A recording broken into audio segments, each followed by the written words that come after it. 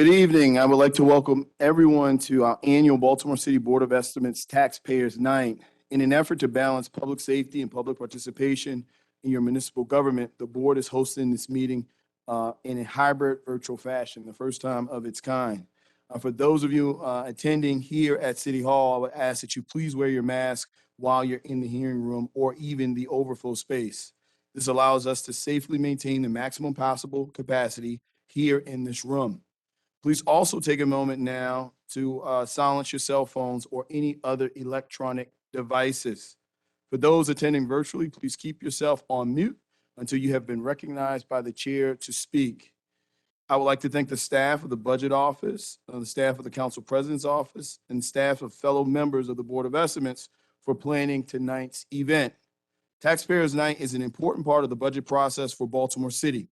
The purpose of this event is to provide the public with an opportunity to comment on the preliminary budget of fiscal year 2023 that was recommended by the Board of Estimates by the Department of Finance earlier this month.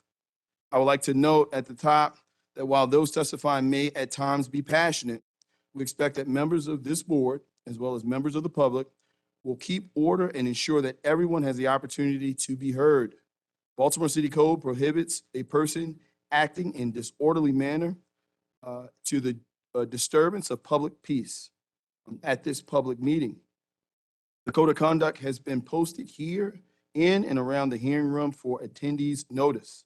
If any attendee is disruptive, I will give you a warning about your conduct. And if the conduct continues, we will ask that you be escorted from this meeting. Our agenda for this evening is pretty straightforward. Shortly, I'll introduce the Bureau of Budget and Management Research, and they will give a brief presentation on the highlights of the preliminary budget. Following that, I will give instructions on how the public can testify and how the testimony will proceed, and then we will open it up to the floor and hear from members of the public and members on the call. Before I turn it over to the budget team, I would like to introduce the members of the Board of Estimates. I am your Baltimore City Council President, Nick J. Mosby. Joined tonight to my left is your Mayor of the City of Baltimore, Brandon M. Scott. To my right is our Comptroller, Mr. Bill Henry. To his right is the Department of Public Works Director, Mr. Jason Mitchell. And last and certainly not least, to the mayor's left is the City Solicitor, Mr. Jim Shea. At this time, I welcome Mr. Bob Senemy, Director of Bureau of Budget and Management Research. Before you come up, Bob, I would like to give an opportunity for the mayor to address the public. Thank you, Mr. President, and I'll be very brief. Good evening, everyone, and welcome to Taxpayers Night. We all know how important it is for us to empower and listen to our residents about the things that are going to impact you the most. We are very excited about having this meeting in a hybrid form so that we can allow as many as people as possible to participate. And we look forward to listening tonight to your concerns so that we can take that into our deliberation. Thank you. Thank you, Mr. Mayor. At this point, Mr. Senemy, if you could come up and give us your overview and your presentation.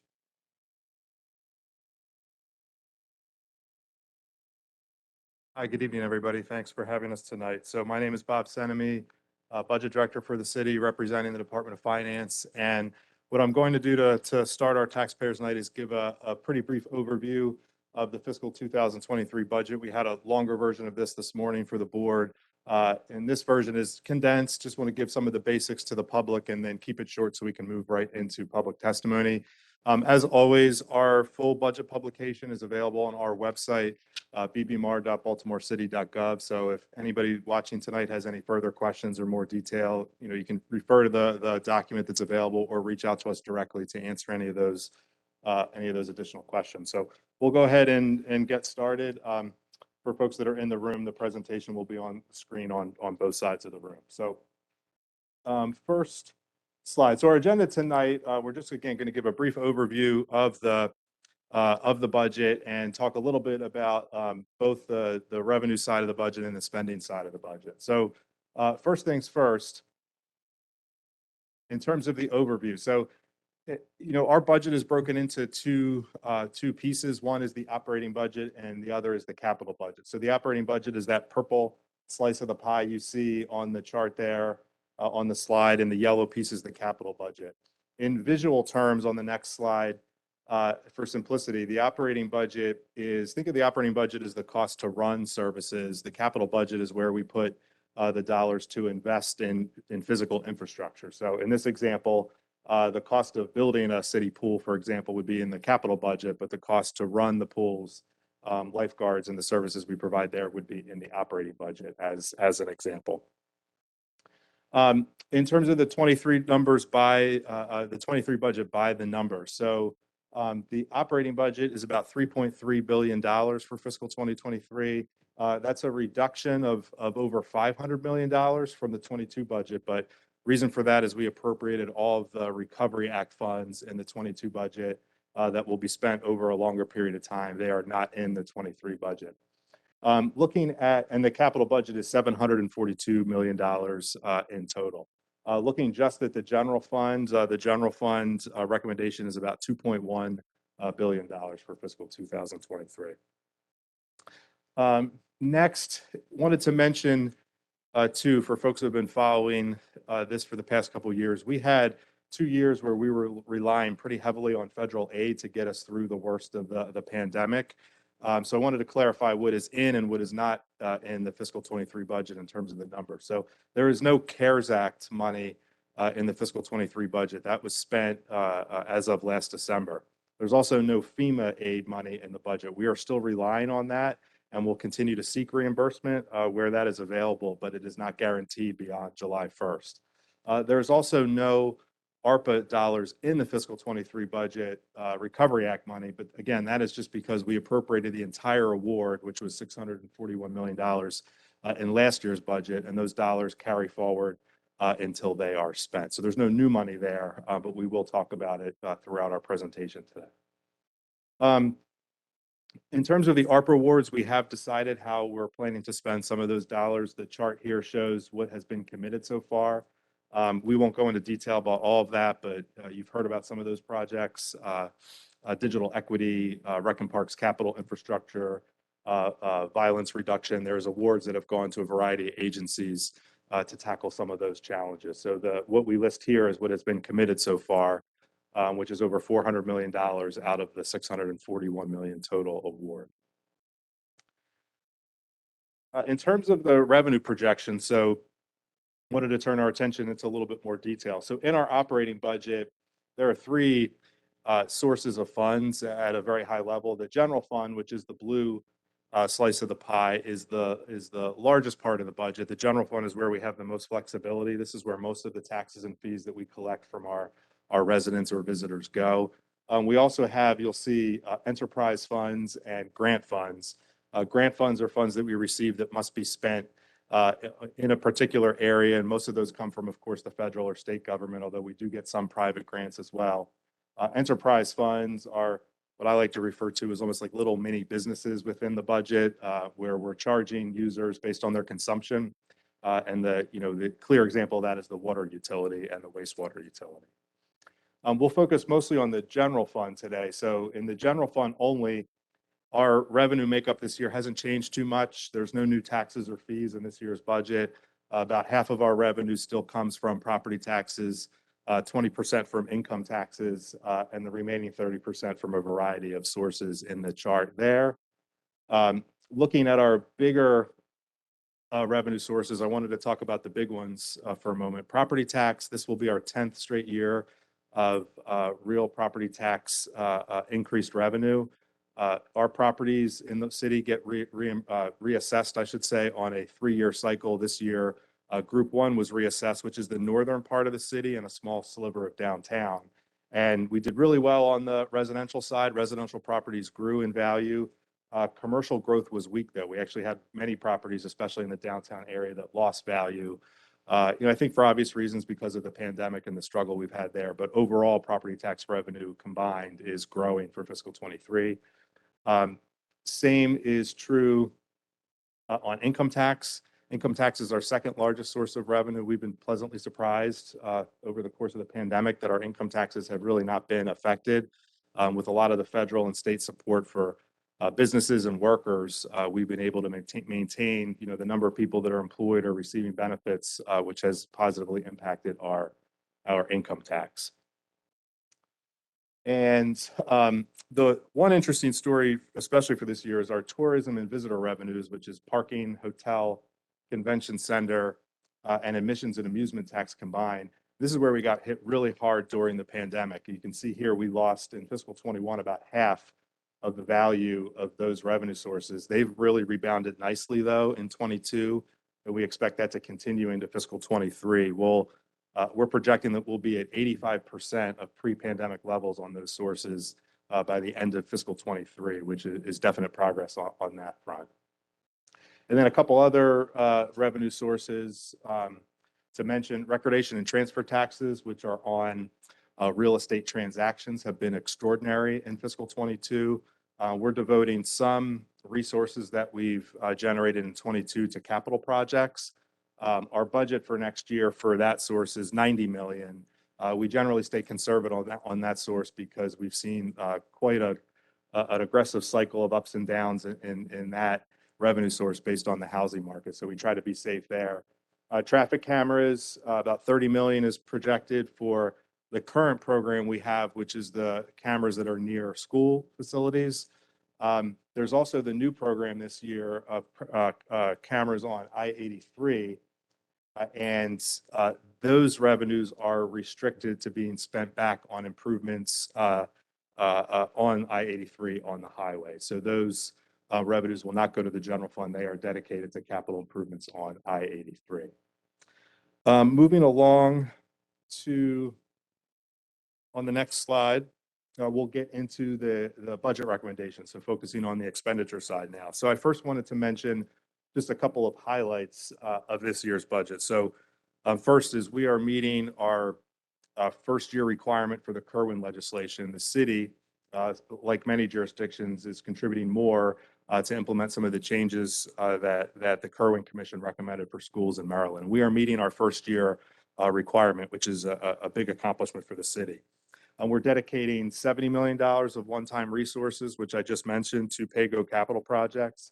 We're starting a fire apprenticeship program to try to better connect high school students and actually providing paid internships to connect our high school students to city employment. We've put in $3 million to start our ADA compliance work that we need to do.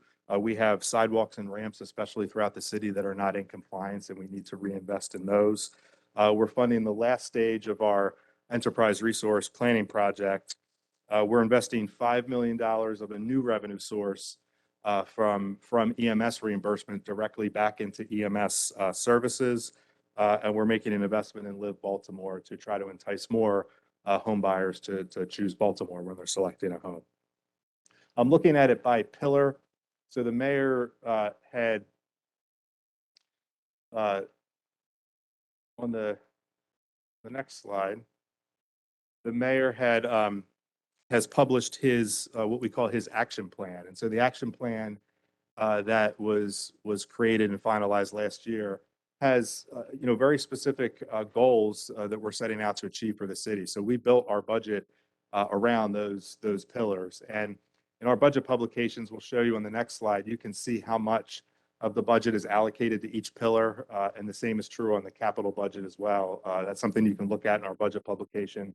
If you want to see how much is spent on an agency in particular or a particular pillar combined, we can slice and dice the data any way that you would want to see it. Moving ahead to the individual pillars, though, let's go to youth. So we said we're making our first year contribution to schools, of course, is the biggest accomplishment. We're also funding $1.2 million of operating costs for the new Cherry Hill Fitness and Wellness Center. On public safety, we are making an ARP investment with Monzi for what we're calling the Group Violence Reduction Strategy. There is some additional money in the fiscal 23 budget for Monzi and police to support that strategy. We're also, as I said, investing $5 million directly in EMS, and that includes 2 new medic units that will be on the street and a couple of pilot diversion programs. By diversion, I mean trying to find ways that we can take the pressure off of our EMS system. We have one of the busiest EMS systems in the country, and trying to figure out ways where we can take the lower acuity calls and divert them and get those handled without having to send a medic unit. Next on clean and healthy. So on the climate and energy front, we're making an investment in some energy tracking software to better try to determine if we can have savings in our own building energy usage. We have a lot of buildings that are only partially occupied now because of the pandemic. And we're also adding a position in the Department of Planning to focus on how we can respond to extreme weather events. And then on the, also in clean and healthy, we'll be continuing the Water for All program, which provides discounts for folks on their water bills. Moving ahead to equitable neighborhood development. So we have, been looking at the vacant housing issue over the last few months, and there are some investments in the housing department, especially on the attorney front, to try to figure out ways that we can better and more quickly acquire or dispose of properties that we have. And we also are making investments in both the law department and the Office of Equity and Civil Rights. On the former, to beef up our compliance on MWE spending on our contracts, and on the latter to ensure that we can comply with the 2018 equity law that is in place. And on the responsible stewardship of city resources, so we had mentioned earlier the ERP project we'll be implementing this year, which again, the idea is to connect all of our human resources and financial systems. And we're also adding some positions in BSIT for cybersecurity. We're finding that there are a lot of software patches and things that come through that we need to keep up with to make sure our systems are steady and strong, especially in light of the ransomware attack that we experienced a few years ago with our city systems. That is all I had for the overview. Again, we wanted to keep it very sweet, short and sweet, so we could get right to public testimony. And I'll turn it back to you, Mr. President. Go from there. Thank you. Thank you, Director Semi. At this point in time, are there any questions, concerns for BBMR from this board? We've had a chance to, at our Board of Estimates meeting, have the presentation, and I'm pretty sure we've had it a couple other times. With that said, we'll now move on to the reason we're all gathered here tonight. And before I do that, allow me to take privilege. I see Councilwoman Felicia Porter from the 10th District in the back. I don't believe there's any other elected.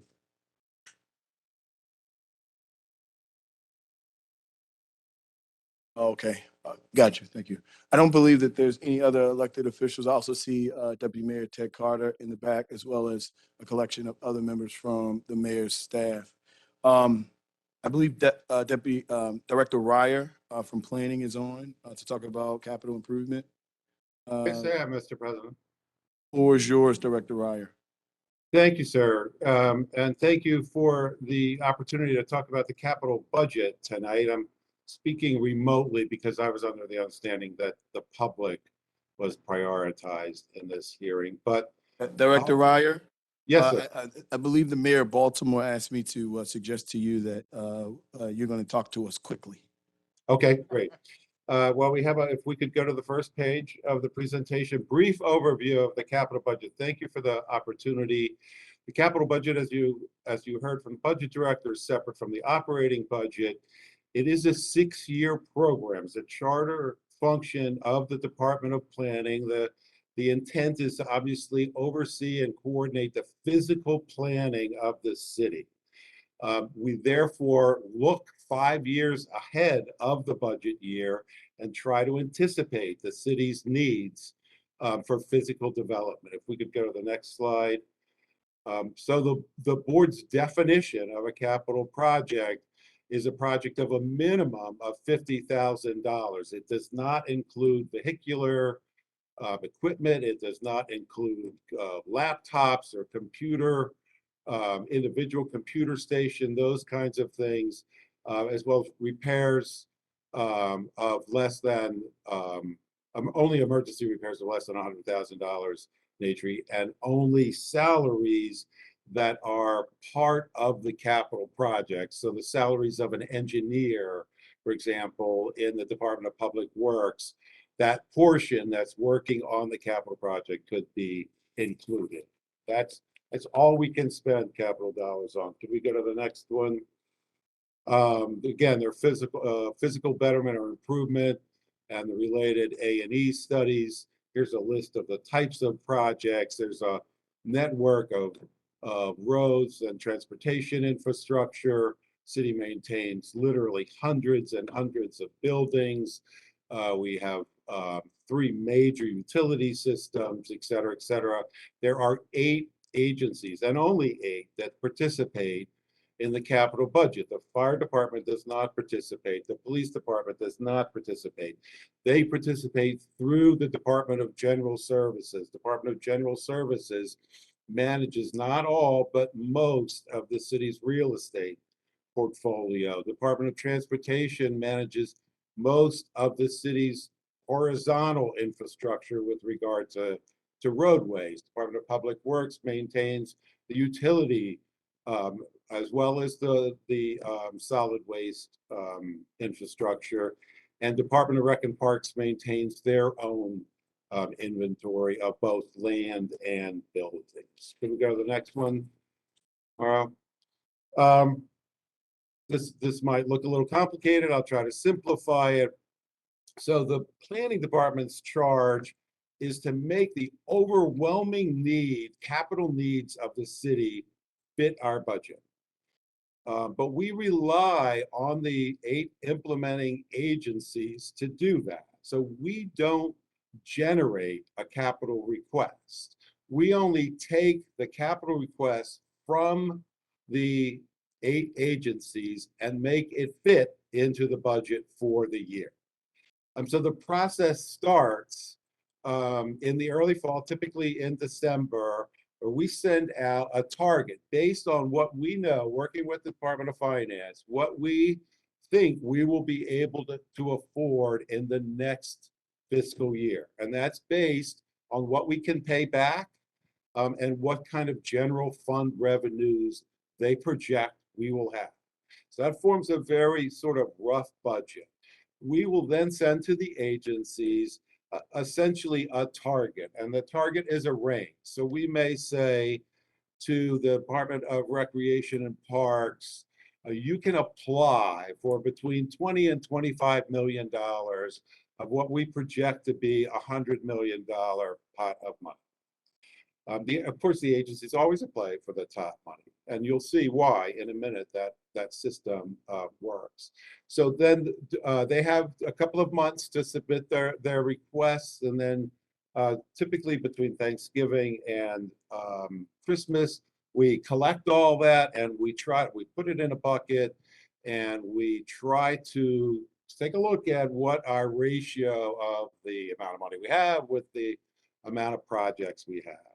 And right as soon as the new year begins, we go into a public process, and I hope people on this call take advantage of this public process, because the agencies do a wonderful job of submitting their needs to the Planning Commission. They provide an overview of their responsibility every year, what they think that costs, and why they pick certain priorities. And I will warn you, at least 2 agencies typically lead their presentation with a picture of the Titanic.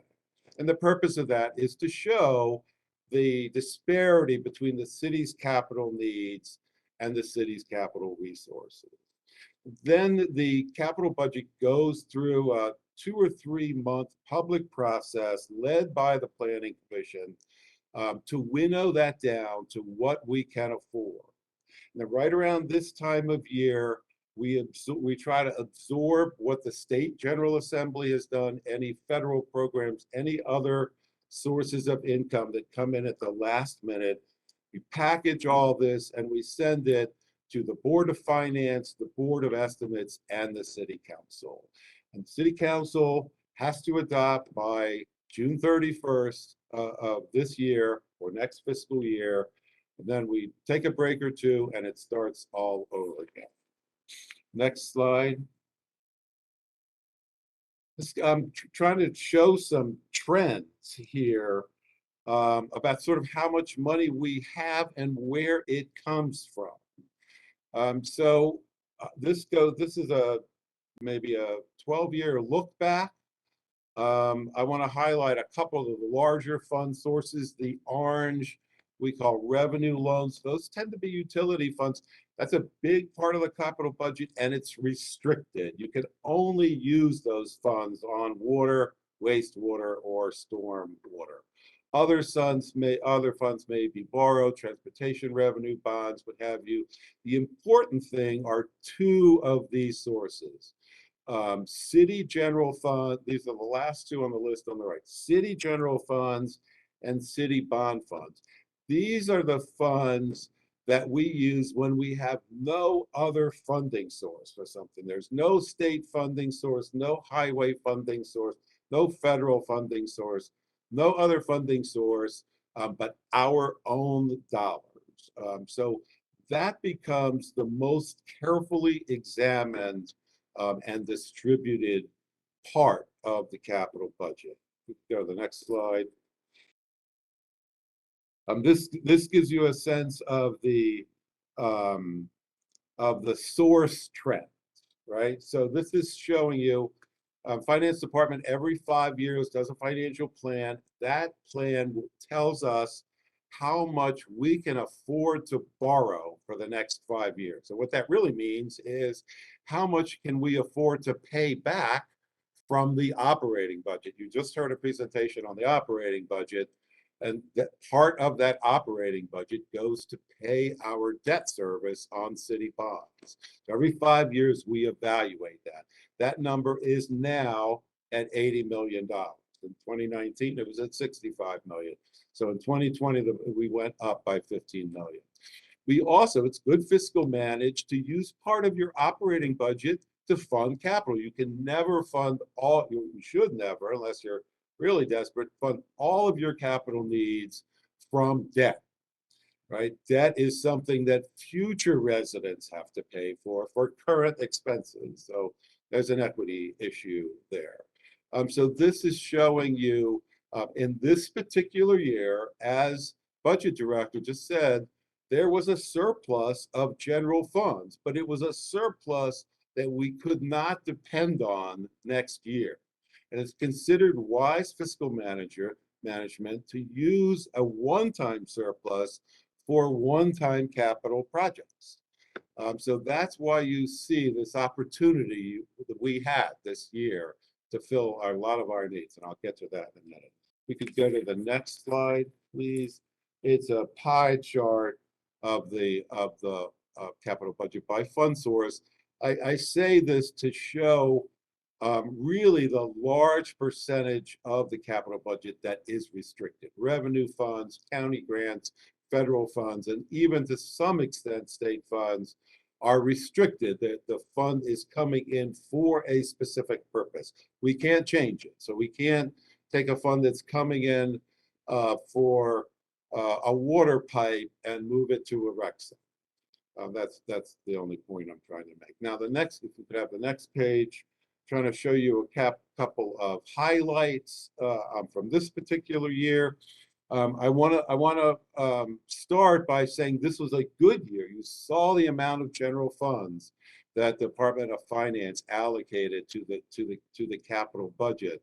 So when we put out our initial estimates last September, we provided each agency with a range. I give the example of Rec and Park would be $20 to $25 million. What that meant in this budget is almost every agency got the 25 million rather than the 20 million. We were able to fill their requests almost entirely to the top of their range. That is not their need. I want to emphasize, it is not their need.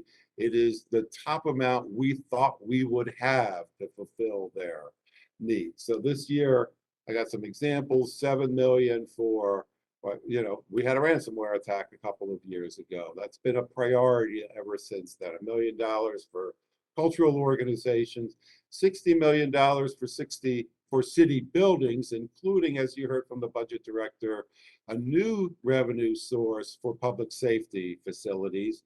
And we put $40 million worth of capital into fire and police. That will be administered by the Department of General Services, not by not by the departments of fire and police. $19 million. Typically, that's a quarter of our bond funds for school facilities.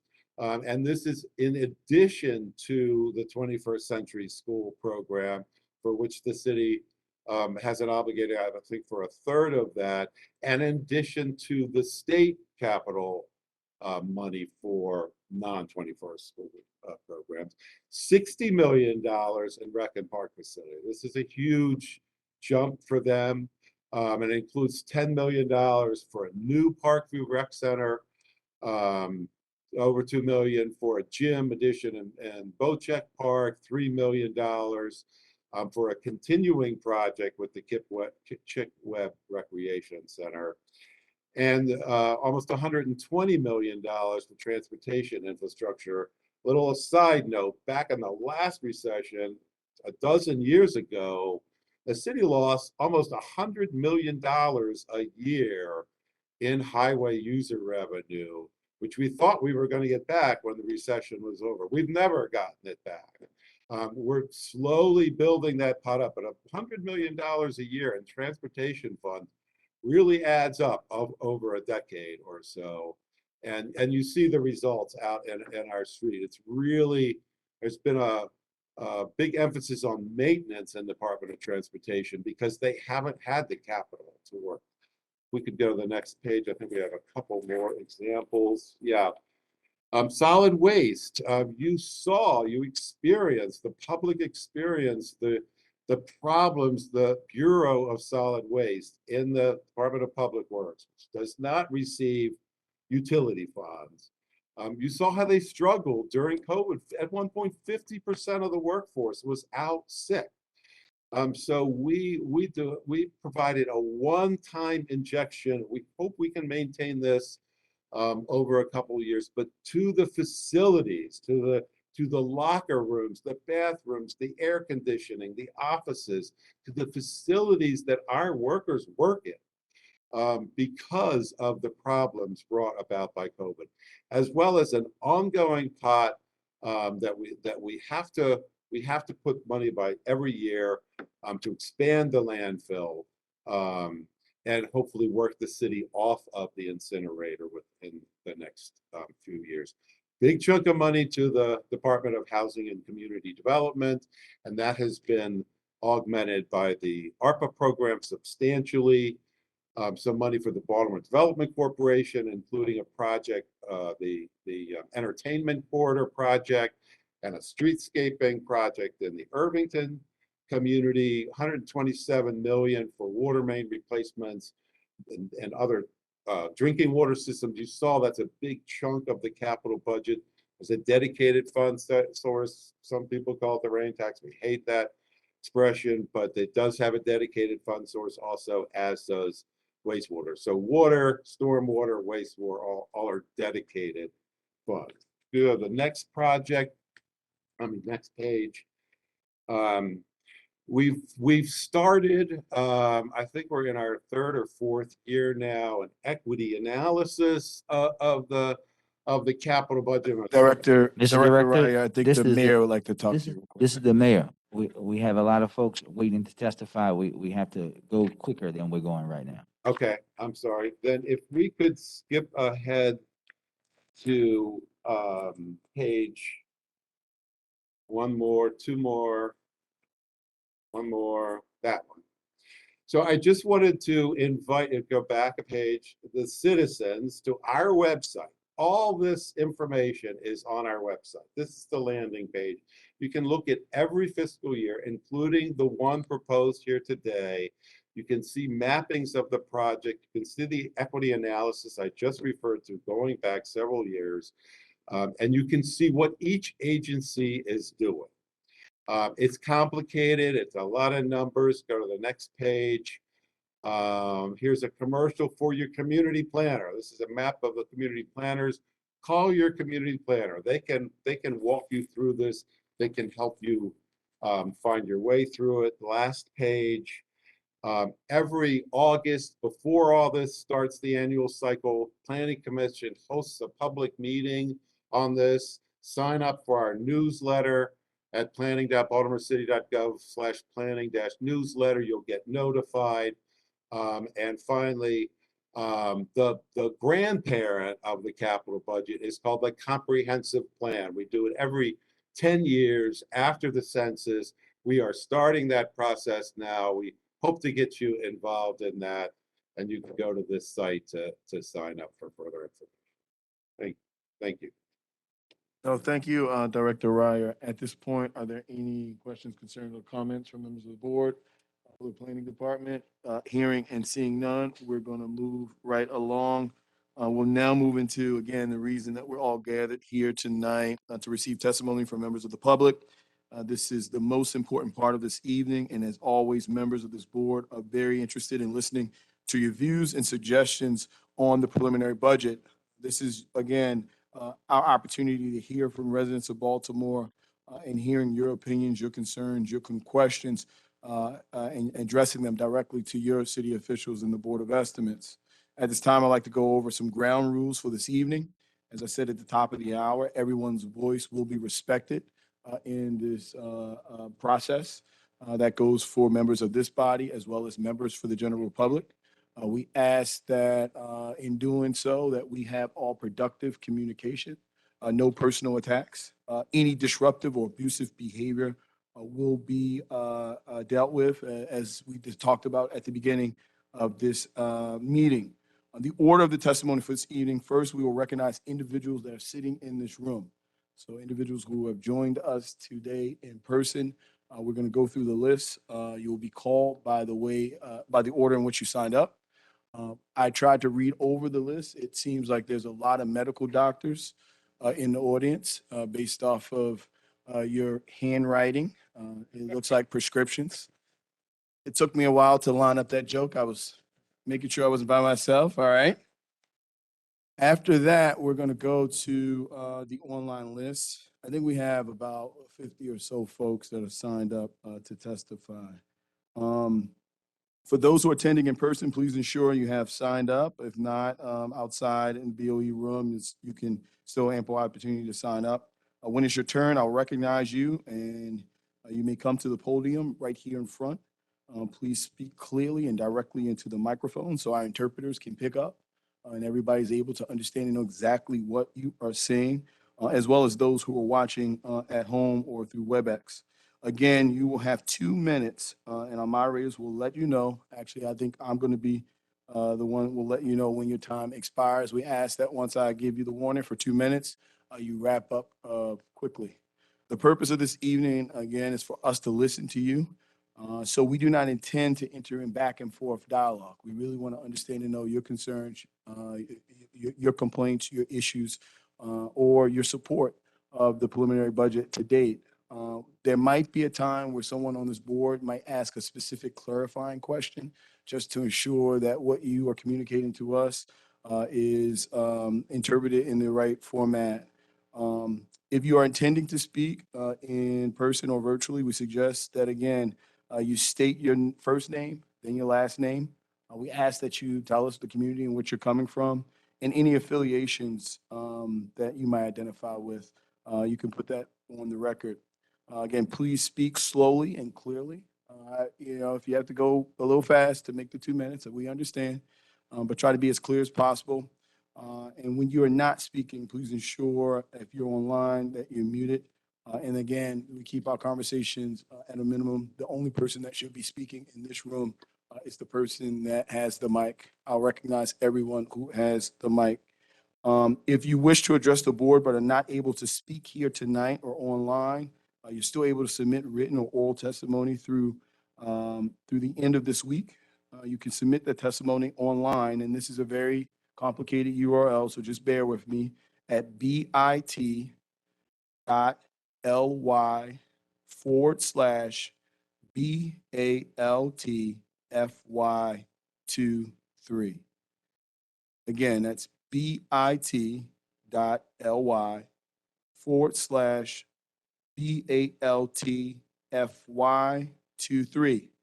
By email, you can send your testimony to testimony@baltimorecity.gov. That is testimony@baltimorecity.gov. Or by voicemail at 410-396-7073. That's 410-396-7073. All that we've said at this point, we're going to begin. We're going to start with my first name. For those online, the actual link is in the chat if you did not pick it up. So the first person I have on our list is Mr. Shorty Davis. Good evening, Mayor Brandon Scott, City Council. I'm opposed to your taxpayers night. I'm opposed to your budget and the spending on your police department. 11 years ago, I blew the whistle on your police department and the corruption that was going on. Y'all labeled me a terrorist. Right here is the evidence that I got. This is for your city solicitor. Y'all can look at it. Say if you want to hide something, put it in the book.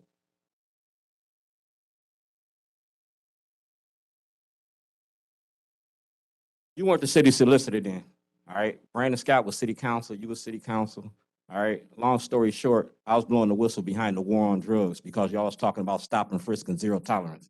That book can be passed around so everybody can see because I don't want nobody to say that they don't know what I'm talking about, all right? Commissioner Harris came to town. I gave him a yellow envelope. That yellow envelope was about the corruption that was going on in Baltimore City and Baltimore County courts. Y'all make a lot of money off of black bodies. Black lives don't matter. Black money do. All right. So Baltimore City, I got 2 minutes, time me. I don't want you to miss none of this. All right.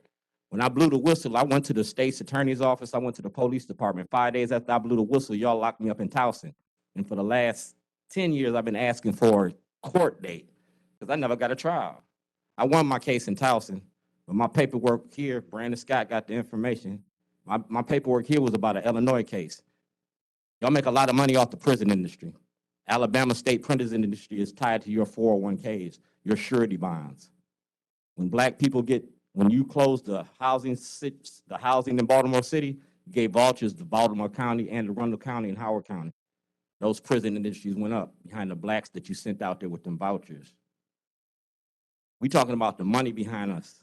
We traded the penitentiary for the plantation, cotton for cocaine, and you made my black community the cash crop. You eating our kids like they pick cotton. And I stand on this. I've been fighting y'all for 11 years, and I still ain't got my property back. Y'all did Shorty pull your mask up? That's me. That's my intellectual property. You can't use my name, my likeness for your own promotions. You need to cut me a check. You need to cut me a check. All this heckling? No, I'm not a heckler. I'm an activist. I'm an activist. I'm not a terrorist. But if you call me a terrorist, I'm going to terrorize you with the truth. This book right here got everything I've been doing since 2006. Commissioner Harris, you right here. Mr. Davis, you're over 2 minutes. If you could wrap up. Oh, I'm going to wrap up. Mic check! Thank you. Next up, we have, it seems like KFLU, KFC? KFU? Kaflu. Thank you, Ms. Kaflu. Thank you, George. You have 2 minutes. All right, thank you. Good evening. My name is Kaflu. I'm a base building organizer at Communities United. Communities United is a grassroots membership organization that is working to fight for more affordable housing, jobs, and harm reduction programs. For the 4th year in a row, we've released an independent analysis of the city's proposed budget, which we have handed to you. Get a chance? Everybody get a copy? Once again, this year, the city has devoted the largest chunk of its general fund to the police department and sheriff's department while underinvesting in public schools, affordable housing, jobs programs, and human resources. Baltimore Police Department has consistently received an outsized percentage of the city's general fund, 26% in FY23 preliminary budget. Compared to community investment priorities such as funding for public schools, which is 17%, even with this year's proposed increase in school funding as required by state law. Housing and community development, 2%. Recreation and parks, 2%. Office of Homeless Services, 1%. Substance abuse and mental health, 0.1%. As a budget analysis, we provided to you details. For every dollar spent on the police department, the city chose to spend 61 cents Baltimore City Public Schools. Is that right? 12 cents to the Office of Homeless Services, 11 cents to Parks and Recreation, and 1 penny to substance use disorder and mental health. The last comparison is disturbing in particular. A penny on the dollar for substance use disorder and mental health is particularly outrageous given that almost 3 times as many people die of drug overdoses in Baltimore City as they do of murder. We're giving a penny out of the budget to that. We're happy that this proposed budget meets the state requirements for local investment in our schools to realize increased state funding, but are concerned by the cuts to housing and community development currently replaced temporarily with the federal ARPA dollars. The larger point is the city's level of police funding is simply not sustainable. Mr. Kafur. Sure. And my last point is Baltimore already spends more per resident than the 72 largest cities in the country. We spend more per person per capita than Washington, D.C., New Orleans, New York, St. Louis, and Chicago, and yet have a lower ratio of police to residents. This budget increases spending to over $950 per resident. On behalf of Community United, I guess Baltimore City residents, I again ask, why is it so much more expensive to police in Baltimore? I ask you again, why is it so much more expensive to police in Baltimore? Thank you. Next up on the list.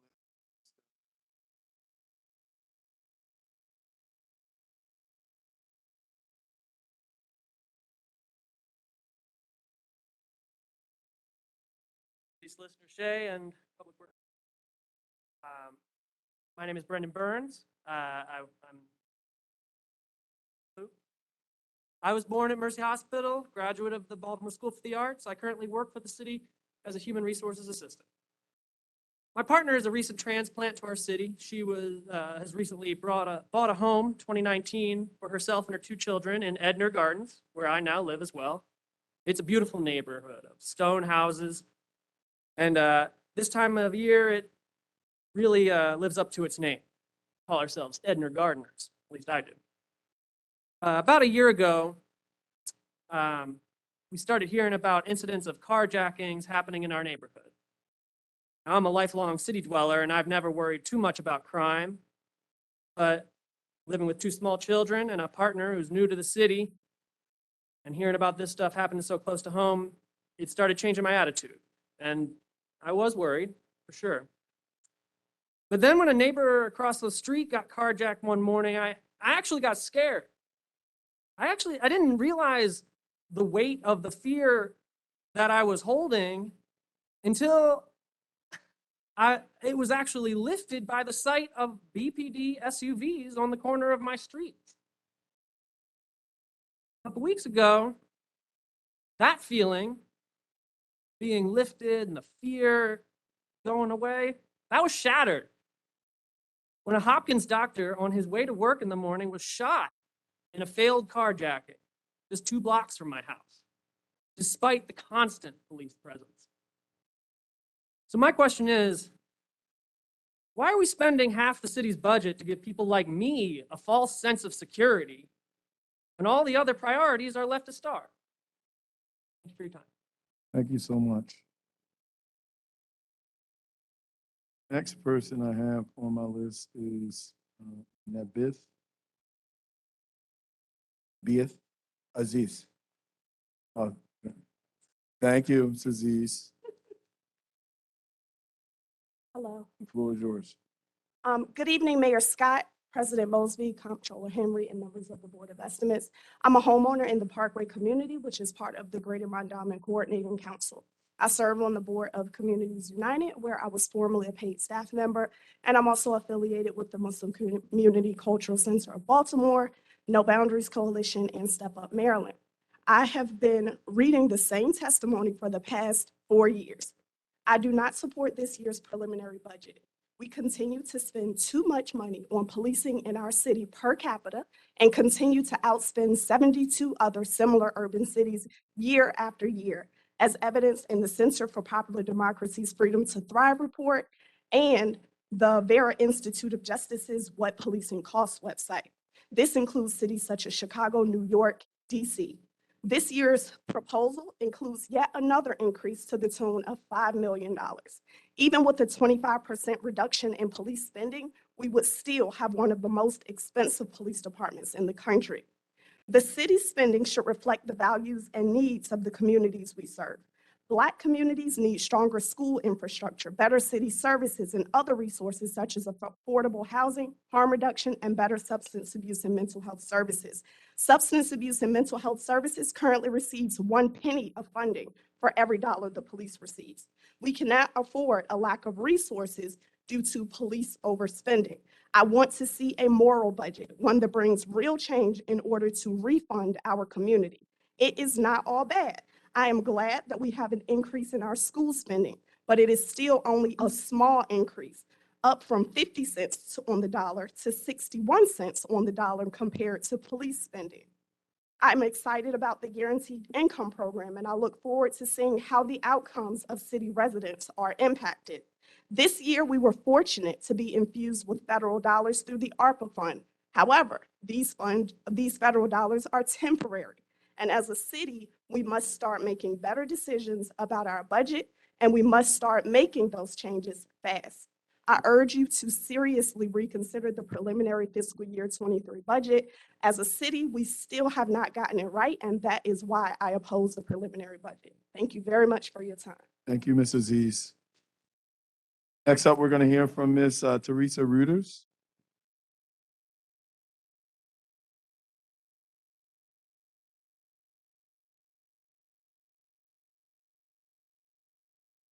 Good evening.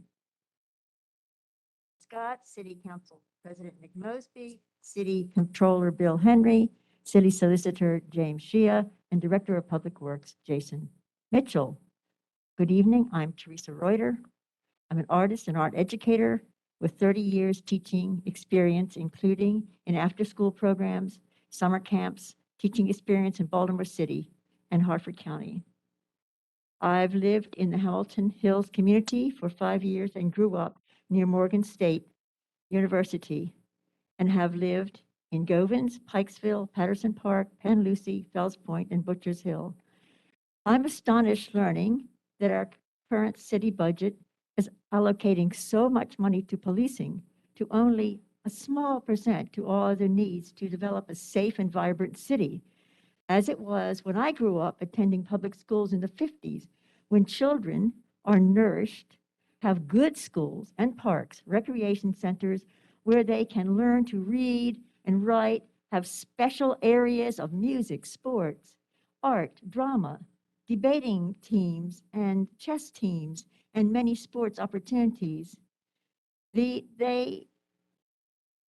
can imagine graduating with life skills to embrace the workforce needed to build our city back. Drugs would cease to be the only path available to our precious youth. And I also might say that back in the day when the cops were walking the beat, it was a much safer city, as well as the officer friendly is a good idea as well. Because we are all people. The police and us, we shouldn't be a dividing line between the police and the populace. Thank you. Thank you so much, Ms. Reuter. Next up, we have J.L. Sutherland.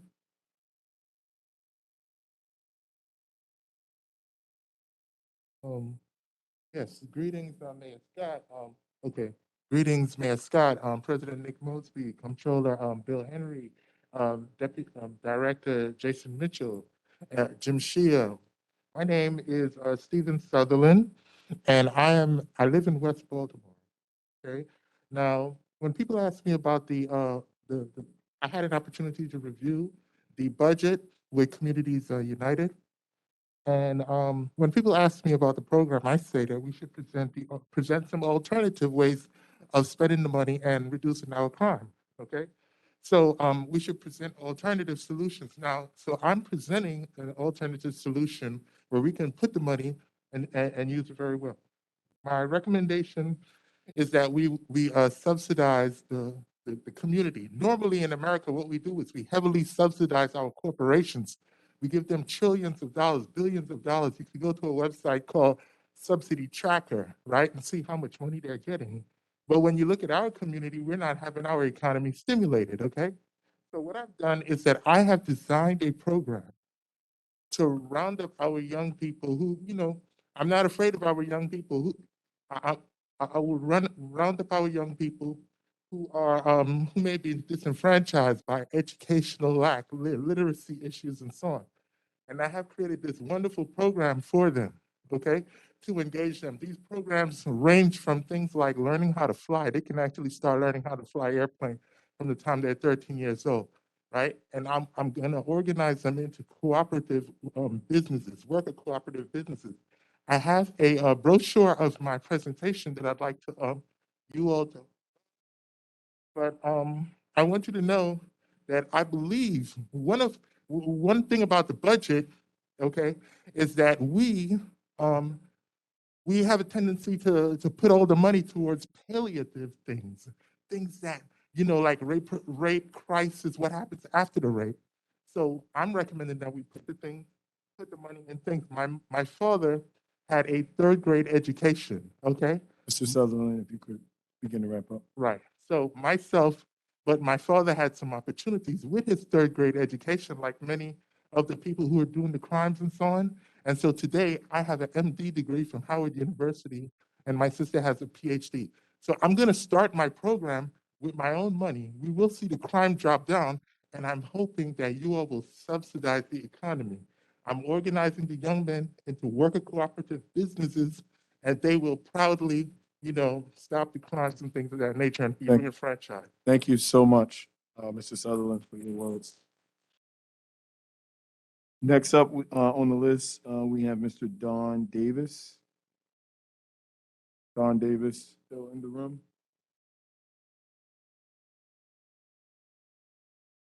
Come back to Mr. Don Davis. If anyone from Community United sees Mr. Davis, we'll give him an opportunity to speak. Lydell Hills of Organizing Black.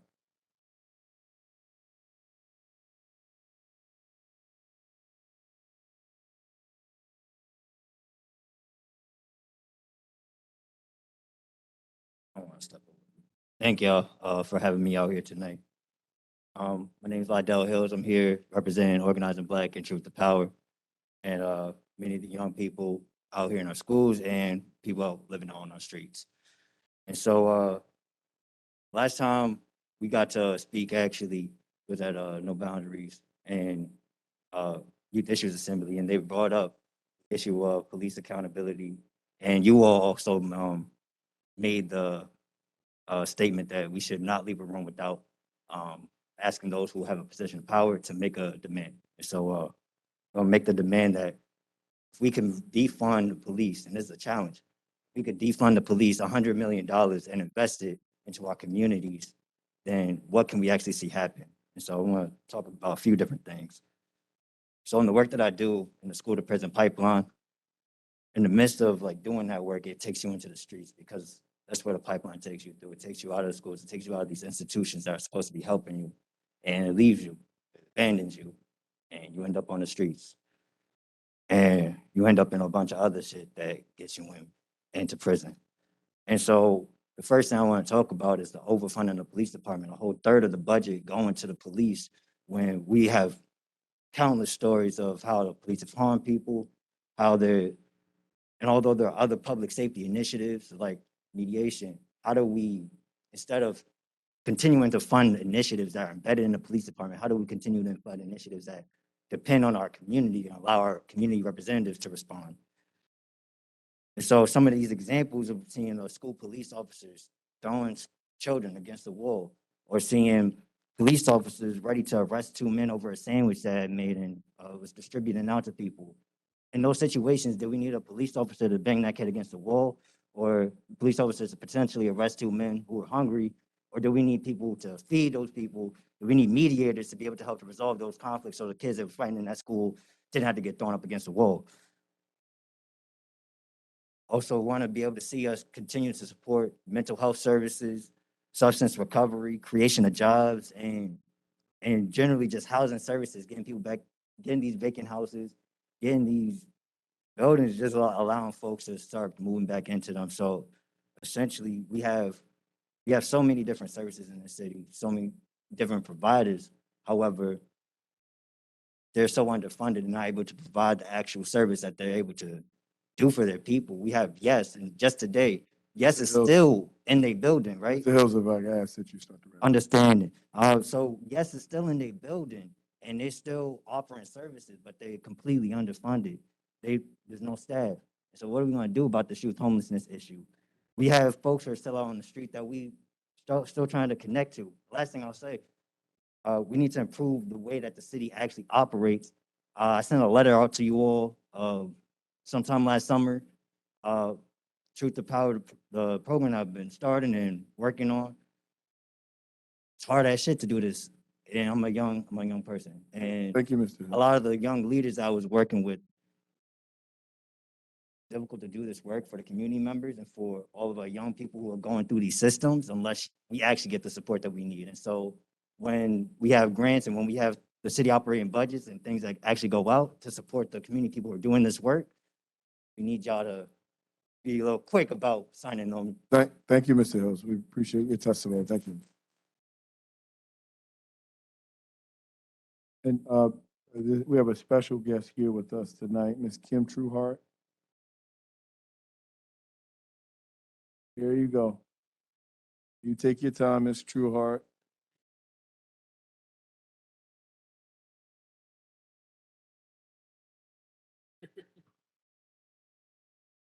I miss this place. We miss you. Um, you know, the first thing I want to talk about is a 311 request that I put in today. And within 1 hour, it came back closed. Now, nothing was done. And I know nothing was done because I asked for a trash pickup or a dumpster. But I didn't get any intelligent answer. I said, what is this telling me? It said closed. We value that you submitted your request. Give me a break. You know, tell me why you closed it. The next thing I need to convey to you is I got an email yesterday from the Department of Planning that says that the vegetable box distribution program is ending next week. Now, I don't know about you, but we receive over 220 boxes, 220 boxes of fresh vegetables every week. We give those out to the community.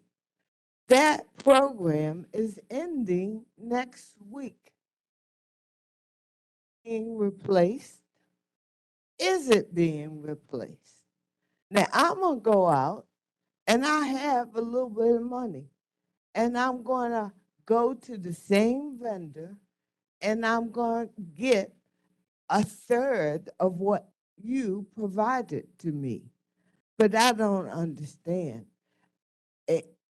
The email said $24 million was spent providing produce to the citizens. If 24 million goes away, don't you think somebody's gonna miss it? Don't you think it needs to somehow be wound down? You don't send an email one day and say it's ending next week. The other thing is I operate a rec center, and you know that. And I don't want your money. I want your help. The building is in need of repair. I wrote a $100,000 bond bill request that was approved. I'm thankful for that. I wrote a grant request to France Merrick for $50,000. Fingers crossed and all honor to God, they're going to approve that on the 14th of May. But 150 isn't enough. You know, if nothing else, I expect you bring me a gallon of paint so I can paint the building. You know, bring me, I used to get mulch, right, from Rec and Parks. They used to bring me a load of mulch so I could fill in the grass. Bring me some mulch. I got people who will spread it. I got people who will paint the walls. But don't leave me hanging. You know, the rec center is an important place. I give out food. I take in children. I provide a safe place, except for when the police don't do their job. I've been robbed numerous times, but we won't go there. Some hate. What? Yeah, it could have been. I'll wrap it up. I love the city. You know I do. I was born here. And the things that I've tried to do since I came home from the Navy is nothing but good. I've helped everybody who needed help within my arm's reach. And I'm not going to stop. You know, sure, I went through a stroke, but I'm not letting it stop me. Y'all need the help. And I don't need the money. I need resources. Connect me to somebody. You know, I asked DGS, send me some paint. You know, they had a group of people painting the pool. Now, I have a little pool. I said, can I have some of that paint? They said no. Sure. Next on the list, I see Mr. Tyrone Monty or Martin.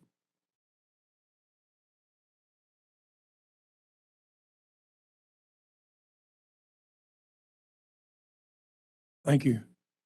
Name is Tyrone Morton. Or Morton. Thank you. Morton, M-R-T-O-N. Yes, sir. You might remember Morton Moving Company. Been in this town over 120 years. Trucking company, black owned and operated. Grandfather started with a horse and wagon, went to push button truck, died in 39, turned the business over to his son. But let's get to the point. Part of an organization called APP, HRC. Me and my wife started it 4 years ago. It's called Aging People in Prison Human Rights Campaign. We started with a brother up in New York who was running an organization called RAP, Leasing Aging People in Prison. Now, the majority of people in this town who are in prison are African American. I was locked up myself over 20 years, 954 Forest Street, Jessup, Maryland, 20794, Hagerstown, Maryland, 21740. And you got a lot of brothers and sisters that are aging out. It's the prison system here has no resource or setup to help a person that has a medical problem. They can't talk, they can't handle that. I know because I was there. I was in prison with them, but I was blessed by the Creator that I got out in time. I had a 60-year sentence for double murder. I was a kid when I went in, angry, no resources, no help. Now I'm in the field of psychology and African history. One of the persons that came in that I wrote when I was in the Maryland House of Correction, I looked at Ebony magazine back in the 70s, Dr. Francis Cress Wilson, who was teaching at Howard University, psychiatrist, sister then passed away, God rest her soul, in 2016. I went there and studied under her. But she came in the cut, we called it the cut, just in Maryland, to see me. And from that, she inspired me with her book, The Ices Papers, Keys to the Colors. So I became a psychologist, and eventually I hooked up with her and other psychologists, Dr. Patricia Newton, who has passed away. So my point is, me and my wife started an organization, Arp, HRC. We don't get no funds. This is a model. This is a model that this town needs in terms of changing the direction of how the prison system is working. I was there when they first started the industrial complex here. Yes, sir. We need help. Anybody in the audience can talk to me or my wife, Tamiko Shine, who will eventually come up. Arp, HRC, beautiful sister. Young too. I'm 73. Let me wrap it up, but it's important that we work on how to get these older guys out, because we can put them back in the community because of what they got to say. What they got to say, and they got something important to say. They didn't been through those changes. Thank you. Thank you. Next up, we have Jessica Morgan, Stakeholders Mission. My name is Jessica Morgan. I am the community connector for the Stakeholders Mission. We provide resources to vulnerable residents in Baltimore. Everybody must pay their fair share in taxes. Liquor stores under K-Grow do not. Vacant property owners get a decrease down to about $200, and they don't really care because they get the tax write-off for the full value of the house. Everyone needs to pay their fair share. At the end of the day, you know, I'm a homeowner. I don't get a pass. A lot of our vulnerable citizens, they don't get a pass. So Mayor Scott, Comptroller, City Council President, we need to level the playing field. We really do. And ensure that everybody is paying their fair share. Thank you. Thank you, Ms. Morgan. Next up, we have Mr. Lufield.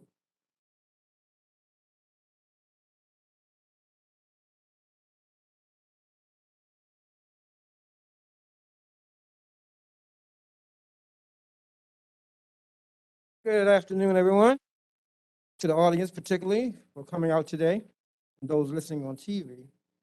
Good morning, Mr. Mayor and Mr. Comptroller, Mr. City Council President, and the two appointees to the Board of Estimates, Mr. Shea and Mr. Mitchell. Haven't met you, Mitchell, but welcome to Baltimore. I've been sitting listening to everyone talk, and my comments today makes me change my whole comments. I wanted to talk about arts and culture and grants and civic promotions and tourism dollars, and object to giving the Hilton Hotel $12 million, and object to a whole bunch of other stuff. But I'm gonna just take my 2 minutes and stand in support of Community United and the young brother who talked about taking $100 million from the police department's budget, allocating it to some of your community people who live every day, the people you are struggling. And I think if you do that, that's the best step towards decreasing crime. You can get a police department $1 trillion. You ain't gonna decrease crime. If you want to decrease crime, Mr. Mayor, you give it to some of these people you're talking today, because they interact with the people in the community, particularly the younger people who are looking for hope. And they can't find it anywhere because the people you just heard from don't have the resources to give them a stipend, internship, a little job, a little exposure. So we want safe streets. We do want it, Commissioner, as you see here. We want crime reduced. But the best way to reduce crime is to empower your ambassadors. The ones you talk about, Mr. Mayor, and you say, we need someone to call in, someone to help out. But this is the call out tonight. You have to respond to the people and keep moving forward and all the things you folks are doing. But when you have a community, like you heard tonight, crying out for help, great programs, these are the people that you need to look at the budget and say, are these groups in this budget that we're putting forth now? And if they're not in the budget, stop the budget. I think the city council may have some way to help, but you guys got to put priorities on your people. That's how we solve Baltimore's crime, people. So that's my remarks. Thank you. Thank you, Mr. Fields. Next up, we have Ms. Steven Sutherland. Oh, you spoke already, all right. Yeah, you had double chance, man. You missed your chance. All right, I got Reginald Benbarn. Oh. Here he comes.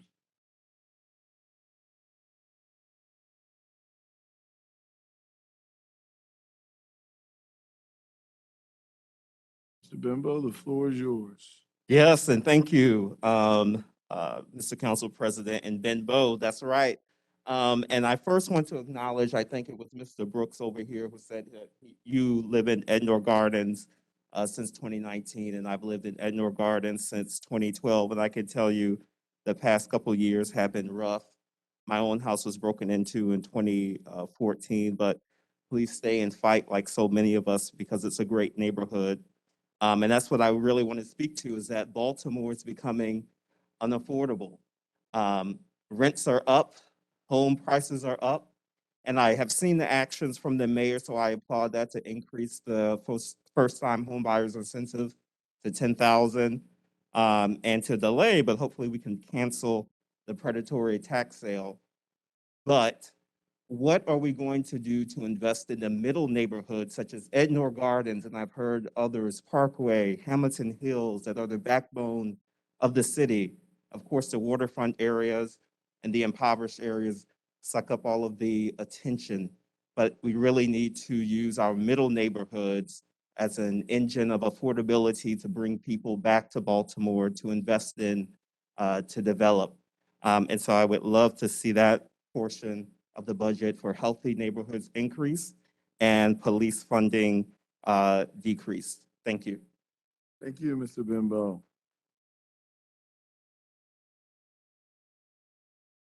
Next up, Mr. Philip Bass.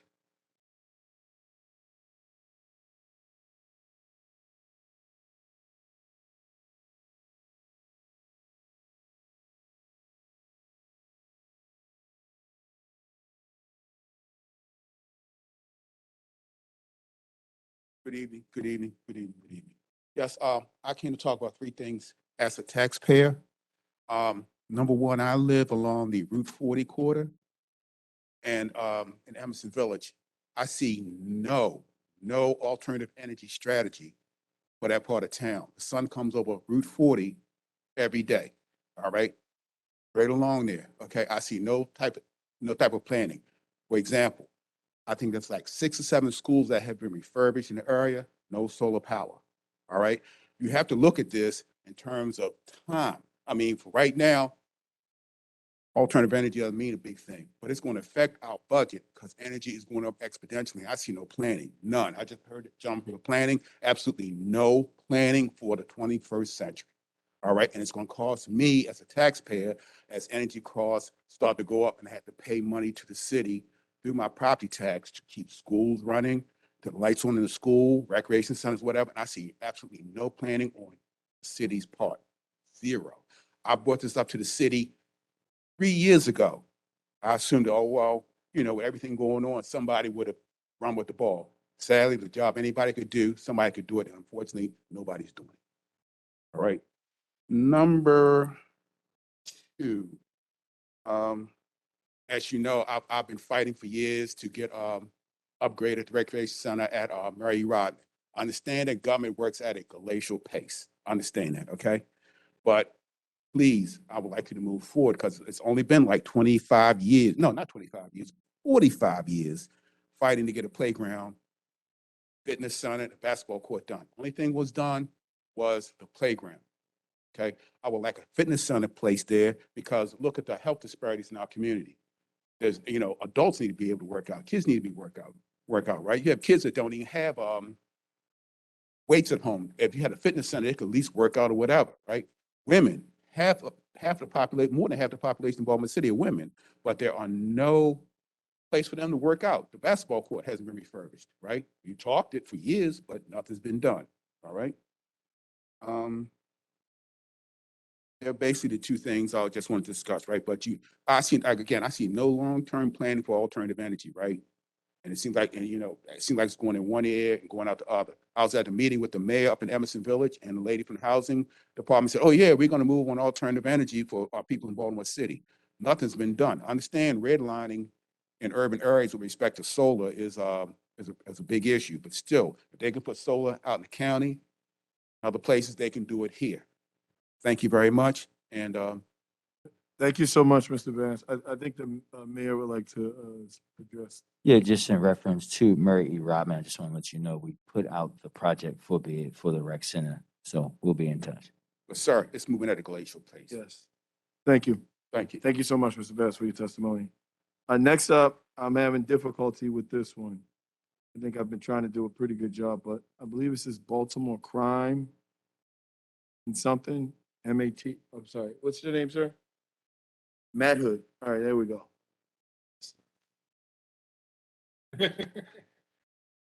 Now we can decipher it. I tried to call for help, but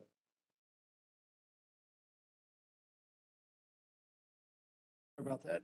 it's all good. All right. I'm coming out, file a bill to speak out against the police department. And my employer gave me a story they want me to tell you guys.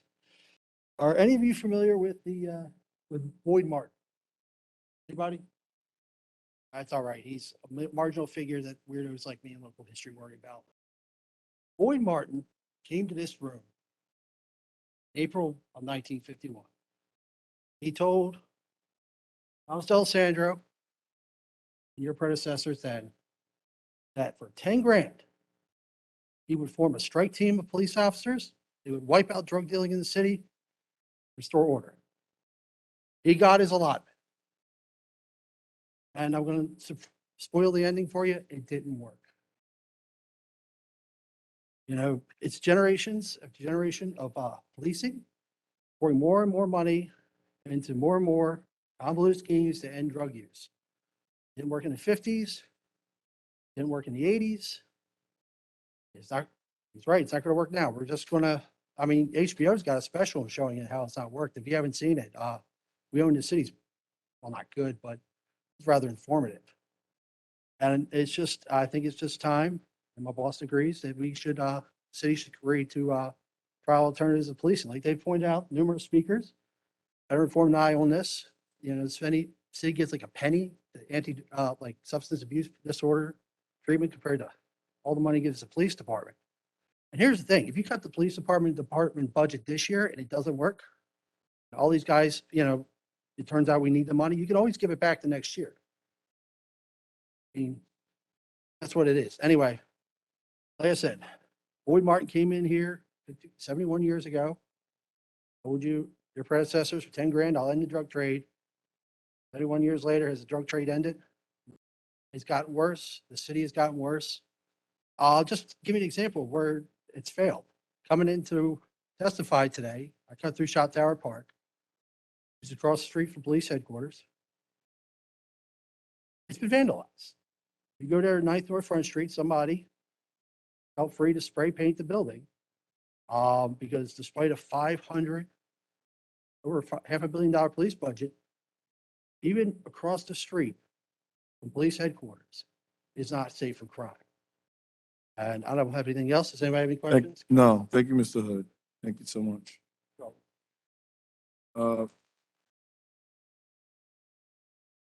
Next up is Maggie.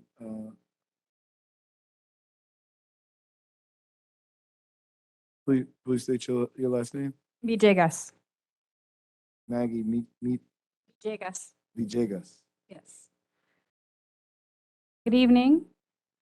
Thank you so much for opening up this floor to discuss the budget. I would like to come out in opposition to the increase in police spending.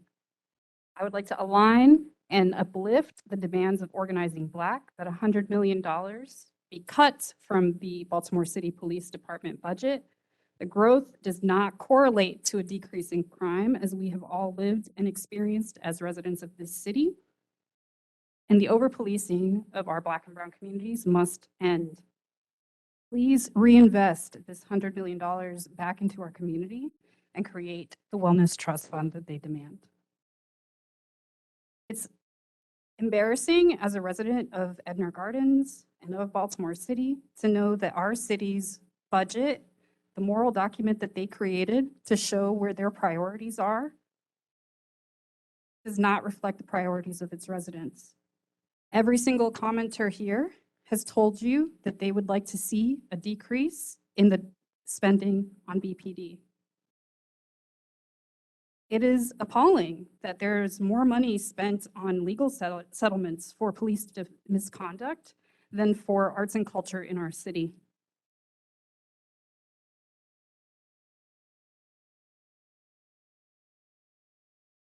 How can the city increase in good conscience the police department's budget after all of the citizens' demands? I would like to, as a leader of an arts and culture organization, the Baltimore Creatives Acceleration Network, speak on the lack of investment in arts and culture in our city and the lack of accountability around how that spending takes place. There is no citizen input on how those funds are allocated, and we see time and time again investment in predominantly white institutions within our city. I would like to see an increase in arts and culture spending specifically for our youth and in the community organizers that utilize culture to keep our communities whole and to heal from the trauma of living under a police state. Thank you. Thank you. Now we're going to turn. Did everyone in the room who thought they signed up have a chance to speak? Now we're going to turn. What's your name, ma'am? You didn't sign up? Did you sign up, ma'am? What's your name, ma'am?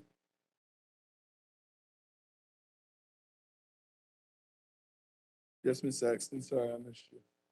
Is there anyone else that I missed on the list? All right, Ms. Saxton, and then the last person from the room. I'm sorry, what's your name, sir? Yes. Mr. Gaines, we're going to allow you a chance to speak as well. Thank you. Good evening. Thank you all for listening tonight.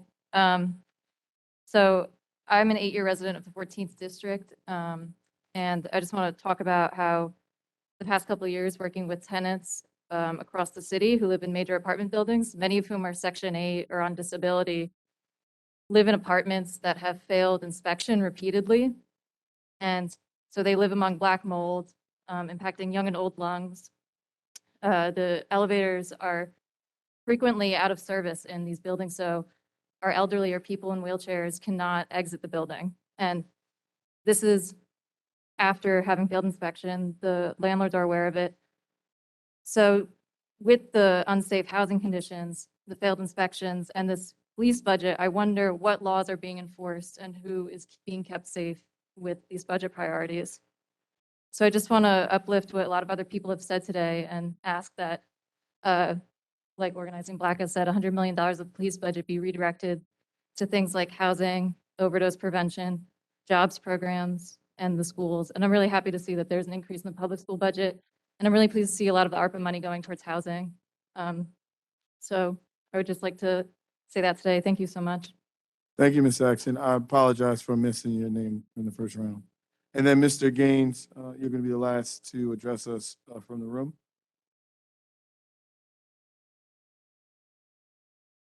Thank you. Good evening to the members of the Board of Estimates. My name is Martez Gaines. I also go by Taz. I'm a member of Organizing Black, and I also serve as the project coordinator for an organization called 24 and None. We operate outside of the Maryland Office of the Public Defender. Those young folks, we work with young folks with different involvement with the juvenile legal system. really to learn about themselves, our community, and ways to change it, especially through community organizing. As a member of Organizing Black and working with young folks who really have been impacted by the juvenile legal system, it's really important that we defund the police, right? And not just reinvesting in communities as a lip service, but really like, how do we divest from punitive measures, right? How do we actually say that our kids actually matter and belong in the city? I'm talking to a lot of young folks who, I'm growing up here, right? I grew up in Emerson Village is where I spent most of my time. I lived in Perkins Homes, I live now in Walbrook. I lived in a few places around the city. And these are young folks who are not seeing themselves anymore, right? They're like, I think I might have to move. Everyone is like, I want to move, I want to move. I left 2014, 2018 to go to Morehouse, 2018, 2020 to go to Vanderbilt. And everybody's always asking, why did you come back here? This is my city, this is my home. And a lot of young folks are not seeing that and not feeling that anymore. So again, just coming to echo the demands that we have, right? How do we divest from the police and again, reinvest in our young folks, reinvest in our city, making sure that folks have the services that they need. So again, yeah, and it's good to see all of the people out here, right? There's a lot of folks here to talk about the demands that we need. So again, thank you for allowing me to speak. And I hope that folks really take it to heart what the folks in the community are saying, right? How do we reinvest back into our communities and our young folks? Thank you so Thank you. much, Mr. Gaines. So now we're going to turn it over to virtual. The first person will be the first person in history to participate in a Taxpayers Night in Baltimore City virtually. So you are making Baltimore City history. I ask that everybody please stay muted until you hear your name. Once you hear your name, please go on mute and then listen for the 2-minute mark for you to wrap up. The first name I have, only a first name, is Stephen from Mount Vernon. Stephen from Mount Vernon.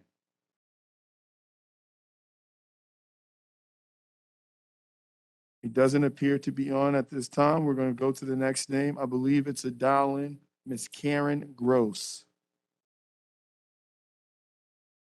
Karen Gross. We do not have that name or number in. Next up, we're going to go to Patrick Sadell, S-A-D-I-L, in Fells Point. Patrick, are you on? We're going to move on to the next name. It's Nia Redmond in East Baltimore. Redmond, are you still on? Okay, we're going to move on. Charles Village, Hannah Young. Hannah Young from Charles Village.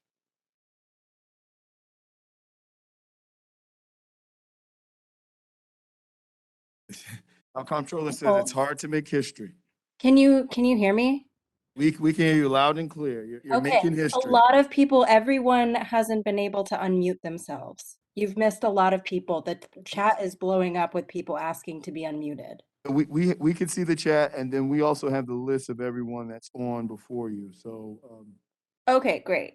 Just making sure. Thank you. thank you so much. Okay. I'm Hannah. I live in Harwood. Thank you for allowing me to speak. I'm concerned about increasing BPD's budget at the expense of schools, housing, and health. I echo a lot of what's already been said tonight. Of course, I want to see more investment in agencies that are dangerously underfunded.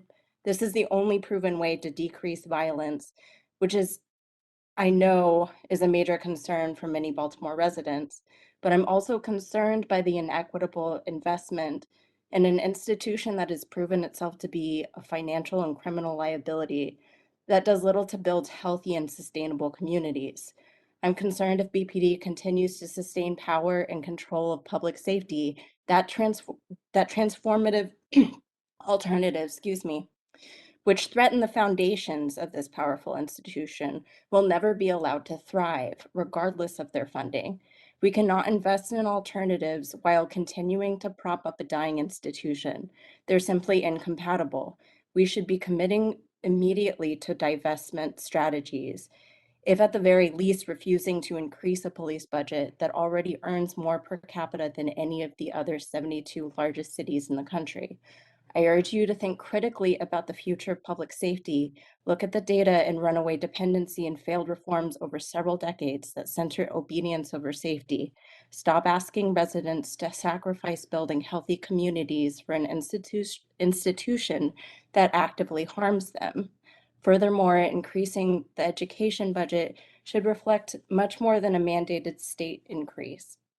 Please don't let this community input session be a performative excuse to push forward with predetermined plans.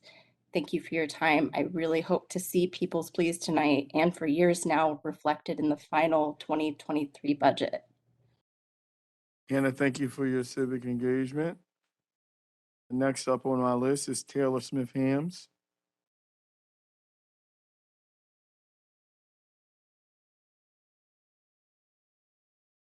I believe you're unmuted. Can you hear us? Taylor, can you hear us? I can hear you. Can you hear me? We can hear you loud and clear. The floor is yours. Great, thank you. My name is Taylor Smith-Hams. I'm a resident of Better Waverly, and I am the Advocacy and Outreach Senior Manager at Blue Water Baltimore. Our mission is to restore the quality of Baltimore's waterways to foster a healthy environment and strong communities. We are urging you to prioritize investments in water and sewage infrastructure in this year's budget. We know the consequences of not properly investing in our water and wastewater infrastructure, from sewage backing up into thousands of Baltimoreans' homes every year, to a health advisory warning residents not to touch the water in Back River. This is unacceptable. Clean water is a human right. Baltimore City has a duty to invest in its sewer pipes and treatment plants without further burdening residents with water rate increases that disproportionately affect Black residents. The city must also increase investment in its two programs that are meant to help residents who experience sewage backups in their homes: the Sewage On-Site Support Program and the Expedited Reimbursement Program. The preliminary budget indicates that the city will continue supporting the $2.5 million dedicated for the SOS pilot program, but this is far from enough, especially given that the limited scope of the program leaves most residents without critical resources during what can be dangerous and traumatic events. Currently, the SOS and ERP programs only help residents who can prove that their backups happened as a result of wet weather, but far more residents are impacted by sewage backups that occur in dry weather. The Department of Public Works published a feasibility study in November that estimated it would cost $14.7 million to provide direct cleanup assistance through the SOS program for all sewage backups in the city in wet or dry weather. That's roughly 3% of BPD's proposed budget. The city has an enormous opportunity to direct state and federal resources, including money from the American Rescue Plan Act and the Bipartisan Infrastructure Law, toward our clean water infrastructure to make sure that Baltimoreans have access to the clean water we all deserve. Thank you. Thank you so much. You're exactly at 2 minutes. That's pretty impressive. Next up, we have Namita Money. I like that name, Namita Money. No? On there. Next up, we're going to go to Edith Lopez Estrada. Edith Lopez Estrada. We didn't see that name either. Rashi Shah. Maryland Purd. You hear that? We're unmuted. You should be unmuted. Can you hear us? We can hear you as well. You can begin. Great. So my name is Rishi Shah. Lived in Baltimore City for 7 years. I'm an advocate with Maryland PIRG, a public interest advocacy group. Here to ask y'all to invest in the Fair Election Fund in the upcoming budget. So a study found that over 80% of the money in the 2020 Baltimore mayoral elections came from entities that weren't even eligible to vote in these elections. So that means that corporations, super PACs, developers, and wealthy donors that don't live in Baltimore have disproportionate influence in campaign finance in the political process. So actual Baltimore voters, so people like me and everyone else here who's testifying, are the ones left out of this process. The Fair Election Program enables candidates to run for office with small donations from their constituents and actually remain competitive with candidates who are accepting large and corporate contributions. This would reduce the influence of wealthy donors in the campaign finance process and allow candidates without access to big money to run for office. When funded properly, these types of programs are extraordinarily effective. In Montgomery County, as well as in DC, participants in the Fair Elections program had nearly twice as many donors in their constituencies as traditionally funded candidates. There was increased diversity in candidates running for office across race and gender, and those increasingly diverse candidates were winning more elections. You know, it's Taxpayers Night, and it's really time to ensure that every Baltimore resident, regardless of the size of our checkbooks, have their voices heard in the political process. I know many of y'all have supported public campaign financing in this program in previous positions you've held, and I'm counting on y'all to support funding this program in the final budget. Thank you. Thank you so much, Mr. Shaw. Next up, we're going to Terry Fitzgerald. Terry Fitzgerald, Mount Washington Communities United. Can you hear us? Hear us? You should be unmuted now. Do you Terry copy? Fitzgerald. Okay. We Members can of the hear board. you. Floor is Okay, yours. members of the Board of Estimates, I'm Dr. Terry Fitzgerald, a voting resident of Mount Washington and a participant with Communities United and Jews United for Justice. I'm also a physician specializing in addiction medicine. I thank you for the opportunity to comment on the proposed budget, although like many, I wonder if it really makes any difference. I want to speak specifically to the very large portion of the operating budget that is proposed for the Baltimore City Police Department and to urge that this budget be cut by 25%. The Baltimore City Police budget has continuously grown for decades. Adjusting for inflation, police spending has increased more than 170% between 1965 and 2005, while the city population continuously decreased. And by fiscal year 2020, spending for BPD reached $840 per resident. And as you heard, that's more than per capita spending in the other 72 largest cities in the US. And this amount could even be $100 higher in the proposed budget. If spending on police made us safe, then Baltimore would be one of the safest places in the US.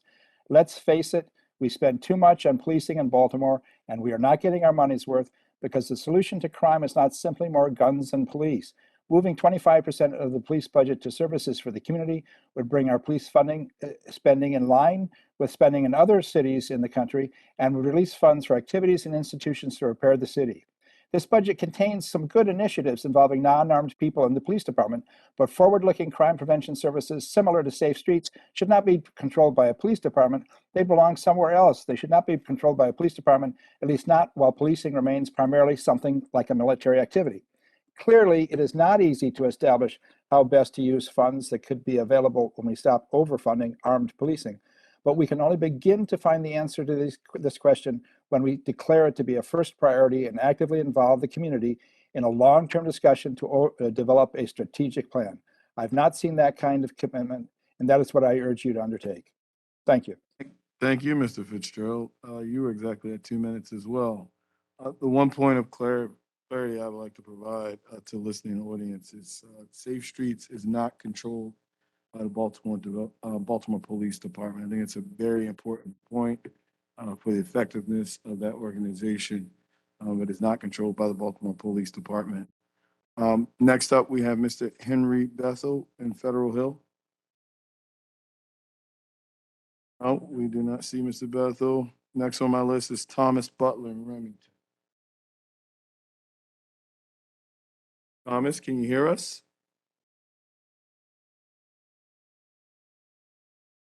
Thomas? We can hear you. The floor is Thank yours, you. Thomas. Thank you. My name is Thomas, and I've lived in Baltimore for 7 years. I'm currently living in Remington, and I'm working at the Baltimore City Health Department as a data manager. And like a lot of other people speaking, I would like to see the police budget reduced. I'm thinking specifically touching on two things: instability and inequality. And I think there's a lot of short and long-term crises that we're experiencing, like the COVID crisis, joblessness, homelessness, incarceration, violence, lack of affordable food and healthcare. In 2018, someone actually broke into a housing co-op I was living in, and I got shot in the arm.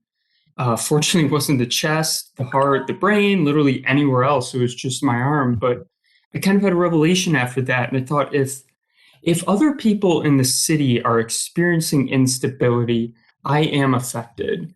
And so if I want to feel safe, I need everyone else to feel safe. I can't feel safe if I know there are other neighborhoods, and we know like redlining, predatory lending, practices that are generating this inequality. Inequality generates instability. And I think a tangible solution to this is something that Mayor Scott's plan. Also, thank you all for giving us the opportunity to speak, especially Mayor Brandon Scott. In your plan, the transition plan, called to invest in affordable housing and small businesses. I would like to push for more of that, specifically in the cooperative sector. I think that cooperative ownership attempts to address inequality. When we address inequality, we help address the instability in people's lives because those at the lowest will be helped by that.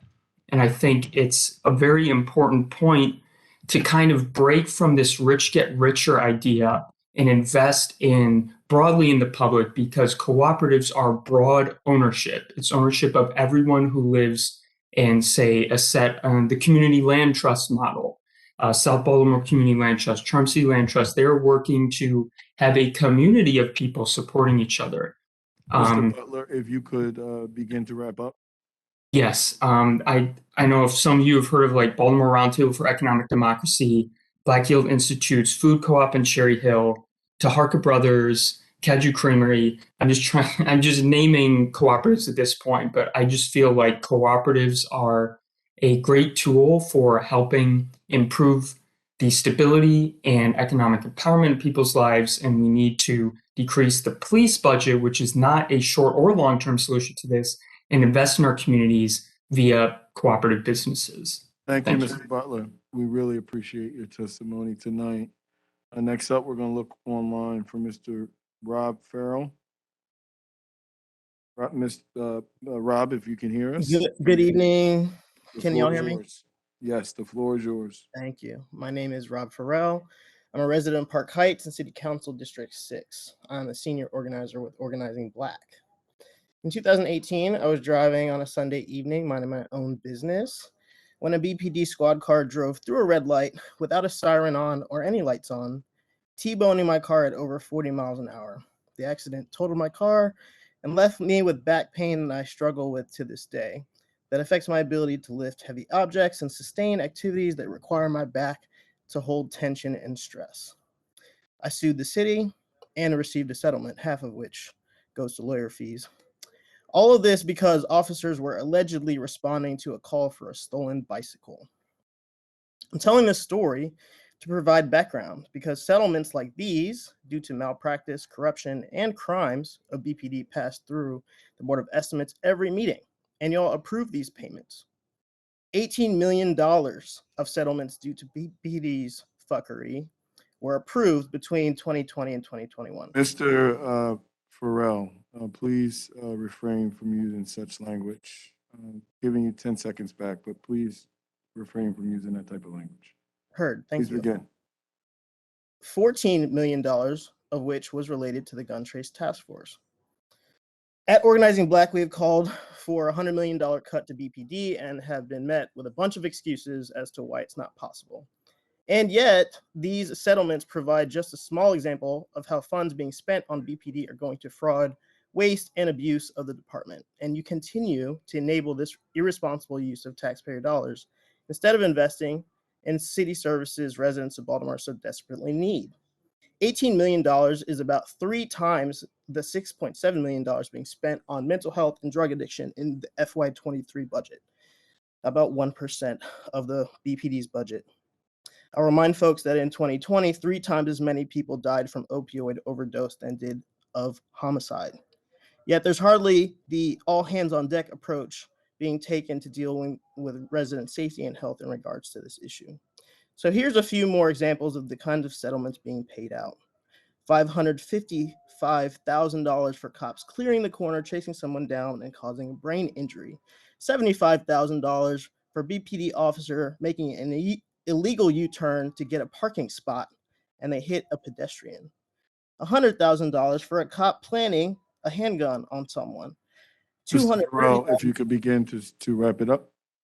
Thank you. I appreciate the time check. I could go on, but the point is We're spending lots and lots of money on fraud, waste, and abuse of BPD. And as a Baltimore resident, as a believer in this city, I unequivocally stand behind our demand to defund BPD by $100 million and invest in our communities. And there's plenty of fat to cut. Thank you very much for your time. Thank you so much, Mr. Ferrell. Before we move on to our next, I would like to acknowledge the Chair of Ways and Means Committee, Chairman Eric Costello is in the room at this. Thank you for joining us. Next up online, Walida Yamina. No, we did not see Miss Yamina. Caitlin Goldblatt. Caitlin Goldblatt. We do see. Caitlin, can you hear me? Hear me? I can hear you loud and clear. The floor is yours. Okay, perfect. Good evening. Hope everyone's doing well. As a founding member of Scan the Police, my colleagues and I have listened to the Baltimore City Police Department's failure to live up to its own propaganda over the last 2 years and have followed expenditures from the Board of Estimates as well. Our conclusion has been that this department, 80% of which does not live in Baltimore City, with 10% of that 80% not living in Maryland at all, unnecessarily divests money from agencies, neighborhoods, and individuals in Baltimore City. At this time in 2015, the Baltimore Uprising was happening. As the recent police killing of Donnell Rochester, ongoing prosecution of Keith Davis Jr., and lack of justice for Tyrone West have shown, nothing has really changed since the uprising, except the police budget, which has only increased. On top of its budget of over $500 million, in April alone, the Board of Estimates allocated nearly $2.5 million of taxpayer money to BPD. Past months have seen similar expenditures on top of the budget for items like, in February 2022, throwable robots, which cost over $31,000 and contributed to a $3 million expenditure on BPD alone in that week alone. This year, the proposed city budget allocates $560 million for the Baltimore City Police Department, a $32 million increase from the money allocated to it in FY21 after Mayor Scott ran on decreasing the police budget in order to increase funding on housing, recreations and parks, summer employment, city schools, and necessary infrastructure. As the events of last night related to the severely flawed dollar homes legislation reminded me, the city's overinvestment in policing not only does not make Baltimore City safer, but it puts certain members of city government in a position where they think relying on out-of-state individuals and interests will make up for the major funding gaps created by investing most of the city's budget into increasingly militarized policing rather than schools, housing, and basic community infrastructure for those who actually live here. As a Baltimore City resident and believer that we can and must do better, I unequivocally support and stand with CJSJ and Organizing Black to demand that $100 million be cut from BPD's budget and invested into Black communities, a $30 million community wellness trust fund to be governed through a participatory budgeting process, and the removal of police entirely from responses to mental health distress, substance use, sex work, homelessness, and all quote-unquote crimes of poverty. For a host of reasons, I urge you to vote down the budget as it stands. Defund BPD and free Keith Davis Jr. Thank you. Thank you, Ms. Goldblatt. Next up on our list, Dee Dee Greenmelt. We have Ms. Jennifer Kuntz. We have Jennifer, can you hear me?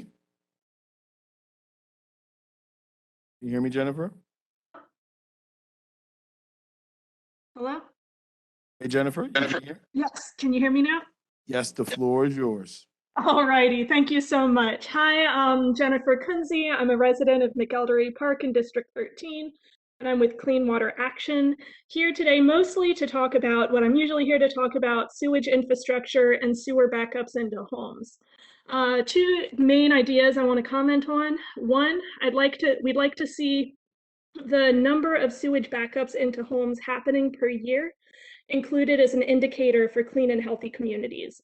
Water cleanliness is in there being measured by E. coli in watersheds, but that's not a fair stand-in for how much sewage is entering our homes. It is for people's waterways, but it's not always the same infrastructure problems causing both overflows into waterways and backups into homes. And the solutions don't always look the same. Backups into homes are far more hazardous for people's health, and that really needs to be an indicator in the budget so that we can bring that number down as quickly as possible. Issue number 2, I'm really glad to see the Sewage On-Site Services Program, the SOS program, called out and continuing to be funded under Clean and Healthy Communities. But I'm really concerned that the expedited reimbursement program might not continue. People need a recourse to be able to get assistance after the fact. If they have a sewer backup caused by city-owned infrastructure, they do everything right, call 311, report it, but they're not told about the SOS program during that acute period when they need help getting sewage out of their basement the most. That just happened to a neighbor of mine a few months ago. Communication about sewer backups and programs to help people out is still a big problem, and people need recourse when they aren't being informed about the SOS program. And then I'd urge that more money be budgeted for the SOS program and that program be expanded so that more people can access it.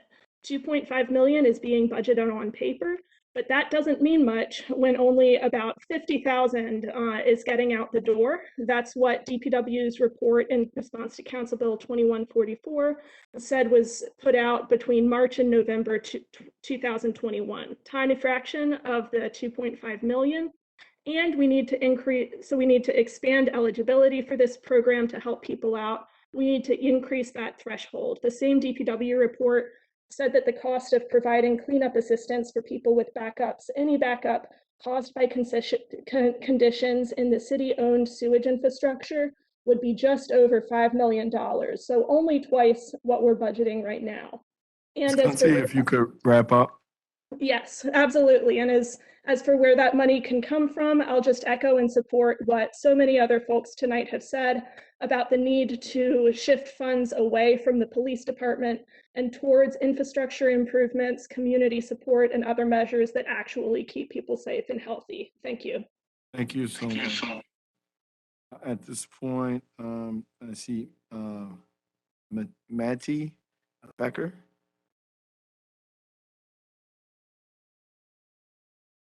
Eddie Becker, can you hear me? Yes. If I'm not pronouncing your name correct, if you could please pronounce it for the audience. The floor is yours. Okay, hello, thank you. Sorry, I'm a little shaky now from COVID, so I appreciate you keeping this virtual. Where's my? Oh, thank you for hosting another year of Taxpayers Night.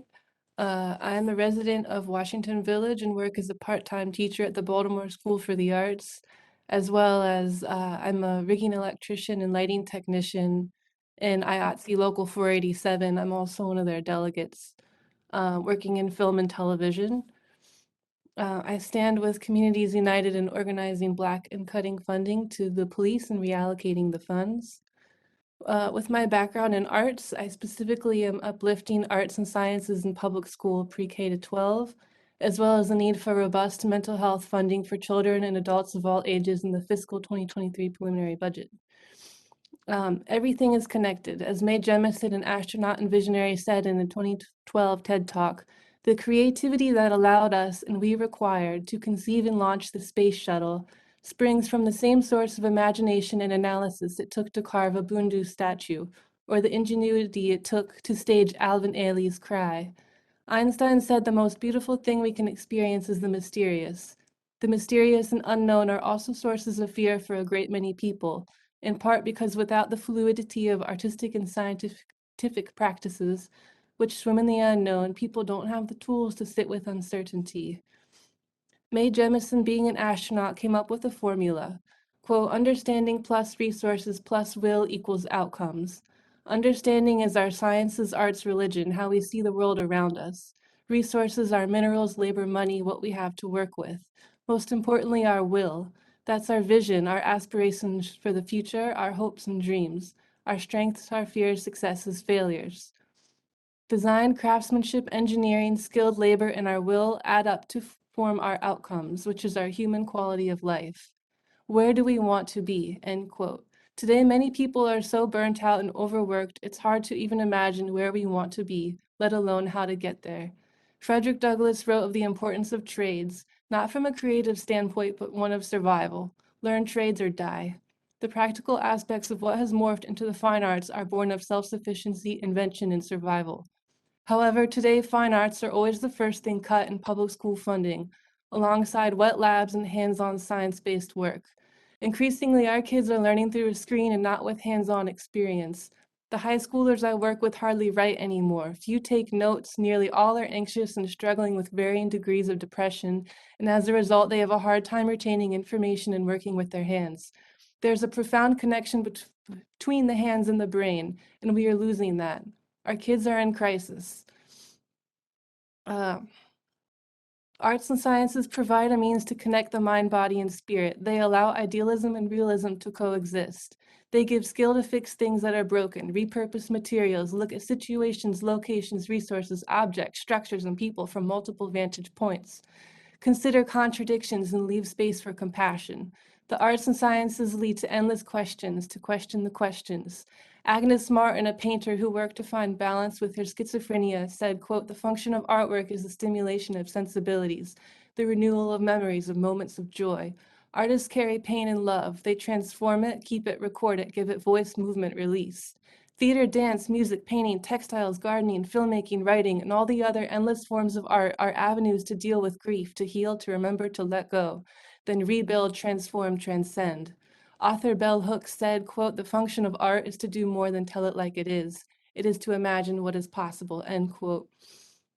We must divert funds from the police and fund arts, sciences, and mental health programs in schools, rec centers, after-school programs, prison programs, returning citizen programs, and support groups for adults and kids who are already doing this work, many of whom are in that room tonight. We must not use this money to fund art centers or housing that only benefit developers, as there is a Becker. vicious cycle of artists being Ms. used. as Becker, tools if you for could start to wrap up. gentrification. Okay. Within public schools, these funds must flow to all public schools, not just charter schools. For every dollar that is invested in police, public schools only get 50 cents, referring to the Communities United. We do not need helicopters and SWAT teams. Use the money that funds police more effectively by training away from drug war tactics to violence intervention, with policies that require officers to get out of their cars and get to know neighborhoods, as well as mental health support for officers. Our kids deserve more than mere survival. Because if our kids do not have an outlet to process their grief, anxiety, puberty, and also their ideals and beauty, the Thank you, logical Ms. next step is Becker. Thank you so much, Ms. to act Becker. out. Thank you. We really appreciate your testimony and thank you for all you do for the young folks of Baltimore. Next up, I see Lauren Kelleher. Can you hear me, Lauren? Yes, can you hear me? I hear you loud and clear. The floor is yours. Great, thank you so much. Good evening. My name is Lauren Kelleher. I am a Baltimore City resident in District 14, and I am testifying on behalf of Jews United for Justice. JUFJ organizes more than 1,600 people in the city to support social, racial, and economic justice issues. Our work is motivated by Jewish values, which inform us that we must pursue justice in all that we do. The city's budget is a moral document. It reflects the deliberate choices of our elected officials and our policymakers to amplify and support certain government functions and to deprioritize others. Nowhere are the values of our leaders more clearly stated than in the budget that they produce and pass. In light of this, JFJ was disappointed to see that after several years of advocacy, along with our partners in the Campaign for Justice, Safety, and Jobs, and years of lip service from our elected officials that they were committed to meaningful police reform and realignment of our city's public safety priorities, this year's budget still includes a $32 million increase from the $528 million allocated to it in fiscal year 2021. The police department budget has increased more than 35% over the last 10 budget cycles without any discernible impact on the crime rate. It's already been referred to this evening, the comparative cents on the dollar that this budget devotes to city schools, housing and development, homeless services, recreation and parks, substance use, and mental health. The cost of Baltimore's police budget to taxpayers is the highest per capita in the country. Meanwhile, the city has paid out $18 million in settlements for crimes committed by BPD officers, $14 million of which were related to the Gun Trace Task Force. This was money paid out for wrongful convictions, racial profiling, violence against residents, car crashes, planting evidence, and sexual harassment. We want to see a budget that is the result of an actual meaningful inquiry into the alternatives of the paradigm we have bought into at such a high cost to taxpayers for years, a paradigm that has not provided measurable improvements to the safety of our citizens, and that has instead helped fund payoffs on behalf of wrongdoers. JOFJ supports the demands of our partners at Organizing Black and the Coalition for Justice, Safety, and Jobs already mentioned tonight. And as a final note, we wanted to uplift the testimony from earlier and urge you to adequately fund the fair election in the budget. Thank you for the opportunity to share this testimony this evening. Thank you for sticking to the 2 minutes. Next up, Ruth Smith. Smith, Ruth, can you hear me? Ruth, can you hear us?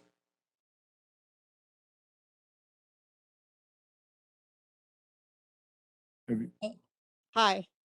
Hello, we can hear you loud and clear. The floor is yours. So I'm Rabbi Ruth Smith, an 18-year resident of Radnor-Winston in the 4th District. I'm a member of JUFJ, and I'm speaking to support the demands of CJ, SJ, and Organizing Black. As a chaplain in a local hospital, I or one of my team members, at least once each week, and on occasion, more than once in a day, do a death notification in which we tell a family that their loved one has been killed by a gunshot wound. I sit at the bedside with mothers watching the life drain from their sons. Last week, I comforted a man grieving the death of the mother of his 2 young children, whom he last saw lying motionless in a pool of her own blood. Our citizens are literally being killed in our streets. This is not a time for business as usual. Our partners at Organizing Black and CJSJ are calling for a $100 million relocation of funds from the police budget into community needs. This small part of the city budget could buy opportunity and hope, which is the only way out of this cycle of doom in which we find ourselves. The social problems we face can't be policed away. Policing is after the fact, but this proposal strikes at the root causes of crime.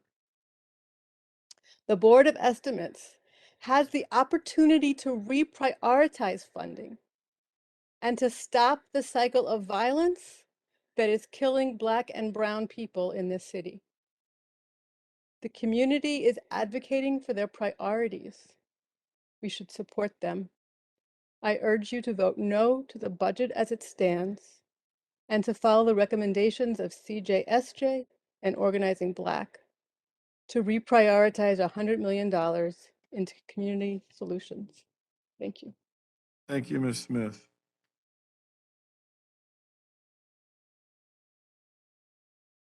Next up, Peter Machetti.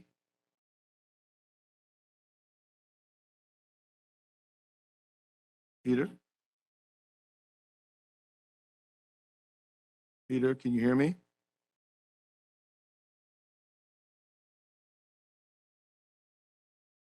Peter? We see you on. Seems like you're unmuted. Can you hear us? We cannot hear you, Peter.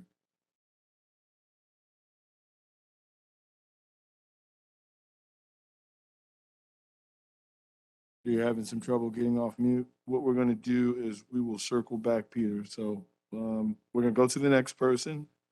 And then if we can jump back to you. The next name on my list is Brene Harris. No. Sarah Polinsky.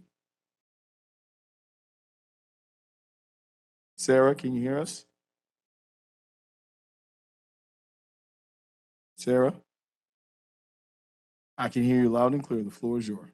Excellent. Thank you so much. Good evening, everyone. I'm evening. Sarah Polinsky. I'm a tax-paying homeowner in Federal Hill, the 11th District. Councilman Costello, thank you for showing up. I'm a volunteer from Blue Water, Baltimore, and during a tree planting volunteer event, I met Daylin. She's a 4-year-old in West Baltimore. She had such a bright light talking about how she's going to grow up strong, just like the new tree we planted outside of her house. And I left that street feeling so inspired. And then I realized, what kind of Baltimore will Dalen grow up in when our wastewater treatment plants are violating the Federal Clean Water Act? With thousands of sewage backups, where, you guessed it, in Black neighborhoods like Dalen's, the city has access to the American Rescue Plan Act, the bipartisan infrastructure law. Please prioritize investing our water and wastewater infrastructure. Will this grotesquely abundant allocation of funding toward the Baltimore Police Department matter when Baltimoreans like 4-year-old Dalen will grow up to a Baltimore with an embarrassingly pollutant water infrastructure and antiquated environmental protections? We cannot possibly reach the incredibly inspiring goals we've heard tonight from these amazingly passionate community-focused organizations, people-focused organizations, if we do not have clean water. I'll leave you with this. How many days can you live without clean water? And how many more days can Black bodies live with $100 million less towards the BPD budget? Thank you for your time. Over. Thank you, Ms. Polinsky. We're going to jump back to Peter. Peter, can you hear us?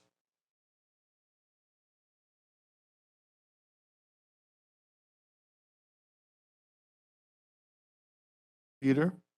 Yep, can y'all hear me? We can hear you loud and clear. The floor is Fantastic, yours. thanks. Yeah, so my name is Peter Machetti.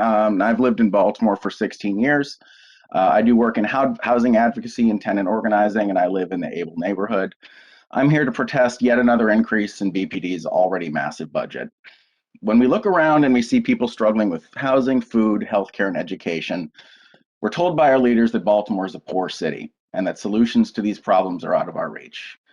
Those same leaders turn around and approve TIFs for billionaires like Kevin Plank, allow Hopkins with its multi-billion-dollar endowment and special tax status to engage in the real estate games.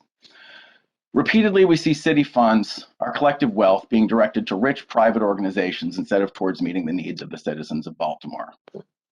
It's not just a coincidence that police budgets across the country have been ballooning while the greatest upward transfer of wealth in history is happening. Elected leaders are holding the door wide open for wealthy people to take our resources, and policing is essential in that strategy. When people can't afford to pay rent, who comes and enforces evictions? When people struggle to feed their children, who arrests them for shoplifting? When workers agitate for better wages, who shows up to break the strikes? When we could be directing our money towards housing, healthcare, and education, we're spending it on an organization that's going to first and foremost protect the interests of the wealthy. Instead of implementing solutions that help raise up the citizens of Baltimore, we're spending money on police to keep them in line as their opportunities vanish. It's been shown time and time again that investing in communities and people is more effective at preventing crime than throwing more money at police. Baltimore already spends more per person on policing than other cities its size, and escalating that funding is clearly not keeping us safe. For a host of reasons, I unequivocally support and stand with CJSJ and Organizing Black to demand that $100 million be cut from BPD's budget and invested in Black communities, a $30 million community wellness trust fund to be governed through participatory budgeting, and the removal of police entirely from responses to mental health distress, substance abuse, sex work, homelessness, and all crimes of poverty. Thank you. Thank you, Peter. You were 2 minutes as well. Next up, do you see London? Don't. All right. Do you see Riley Case? All right. And last but not least, online, Riley Case. Riley, can you hear us?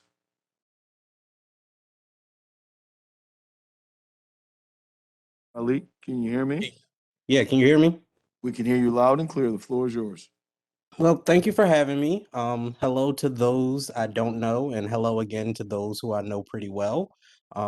Here we are, another year, another Taxpayers Night, where residents come out in the majority asking for investments in their communities. I will pause here and start by saying the things I do appreciate in this budget, like the mayor's guaranteed benefits program and increasing the first-time home buyers grant to $10,000. I do appreciate those things. Those things are not enough, though. What is necessary is for us to be at the table, for us to have the money divested from police and actually invest it in us.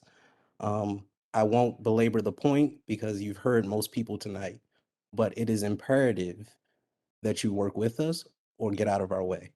It is imperative that we do what is necessary for our city and invest in the people. Thank you. Thank you. So that was the last name online.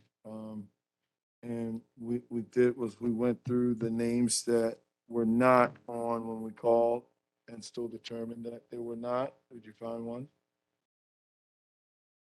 Chad, who said they signed up.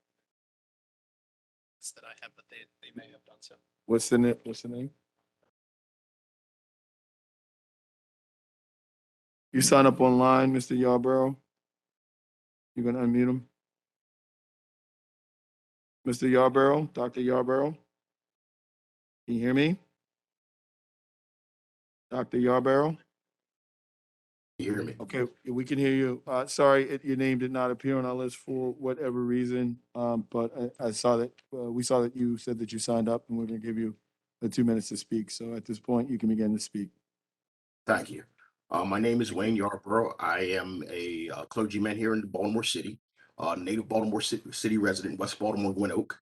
I sit on several church organization councils as a board member, and I am a member with Jews United for Justice. I'm also a veteran disabled and I work with Veterans Advocacy. Saying all this to lend some context to some things that have been discussed already, particularly with the city budget in reference to police.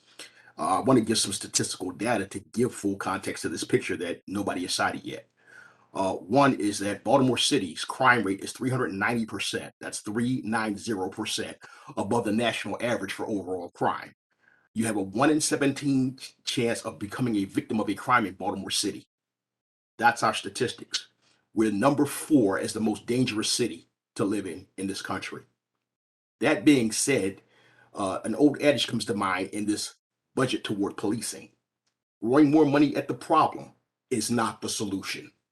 Our history has proven that consistently, that we consistently throw more money at policing and crime gets worse. So that's one prong of attack on the city budget to disapprove it. The second thing is our city leadership. Now, in reference to our median income, the median household income in Baltimore City is $42,665. That is $25,000 roughly below the national average for median income. Yet our city leadership, the closest we have to the median income for a single city worker that is in leadership is 1.8 times the household median. The greatest difference is 9.4 times the household median. Another statistical data that proves this issue is not throwing more money at the police to fix it is this. Poor people commit crime. That's a fact. That's a statistical fact that we can't get around. So when we invest, rather than investing in more policing, we invest in the median income, increasing the median income of citizens, we reduce crime. That's a proven fact. Go to any city and where the median income is closer to the national average and the crime is lower. Thank you for your time. Thank you, Dr. Yarbrough, for your testimony. At this time, that concludes public testimony. I would like to thank everyone who took the time to attend as well as dial in and participate in this evening's Taxpayer Night. Thank you also to everybody who watched and on Charm City TV and tuned in online. Please know that your comments have been heard and noted. The members of the board sincerely appreciate you sharing your thoughts on the preliminary budget plan. From here, the process will continue. The next steps for the budget process are as follows. The Bureau of Budget and Management Research will, in the next few weeks, present a proposed ordinance of estimates to fiscal year 2023 to the Board of Estimates, along with any recommended amendments and adjustments. The proposed ordinance of estimates will be sent to the City Council, where it will undergo further public vetting and testimony like we had today. In late May and early June, the council will hold public hearings with city agencies on those agencies' proposed budgets. The city council will host its own taxpayer night in late May, Please mark your calendars for the evening of Thursday, May 26th. The full list of taxpayer nights and city council budget hearings will be announced at an upcoming city council meeting and will be posted for public at www.baltimorecitycouncil.com. At this time, I would like to ask if there are any of my colleagues on the board, if there are any additional questions or concerns regarding tonight's remarks or the next steps of the procedures. Hearing and seeing none, we'll move on. Again, thank you to everyone who came out and tuned in and participated and gave your civic engagement to this really important step in our city's annual process. Please know that there is still much more work to do on the budget and your input is needed. We're moving into the next phase of our pandemic response and recovery. We have new and exciting opportunities to invest in Baltimore's future. This budget is important, and the budget is about our values, and I look forward to us moving to the next phase of our budget process where the city council can share its values with the citizens of Baltimore. We've got a lot of work to do in the coming weeks. I want to thank everyone who's participated thus far, especially tonight. Thank you. In Baltimore, we absolutely love you.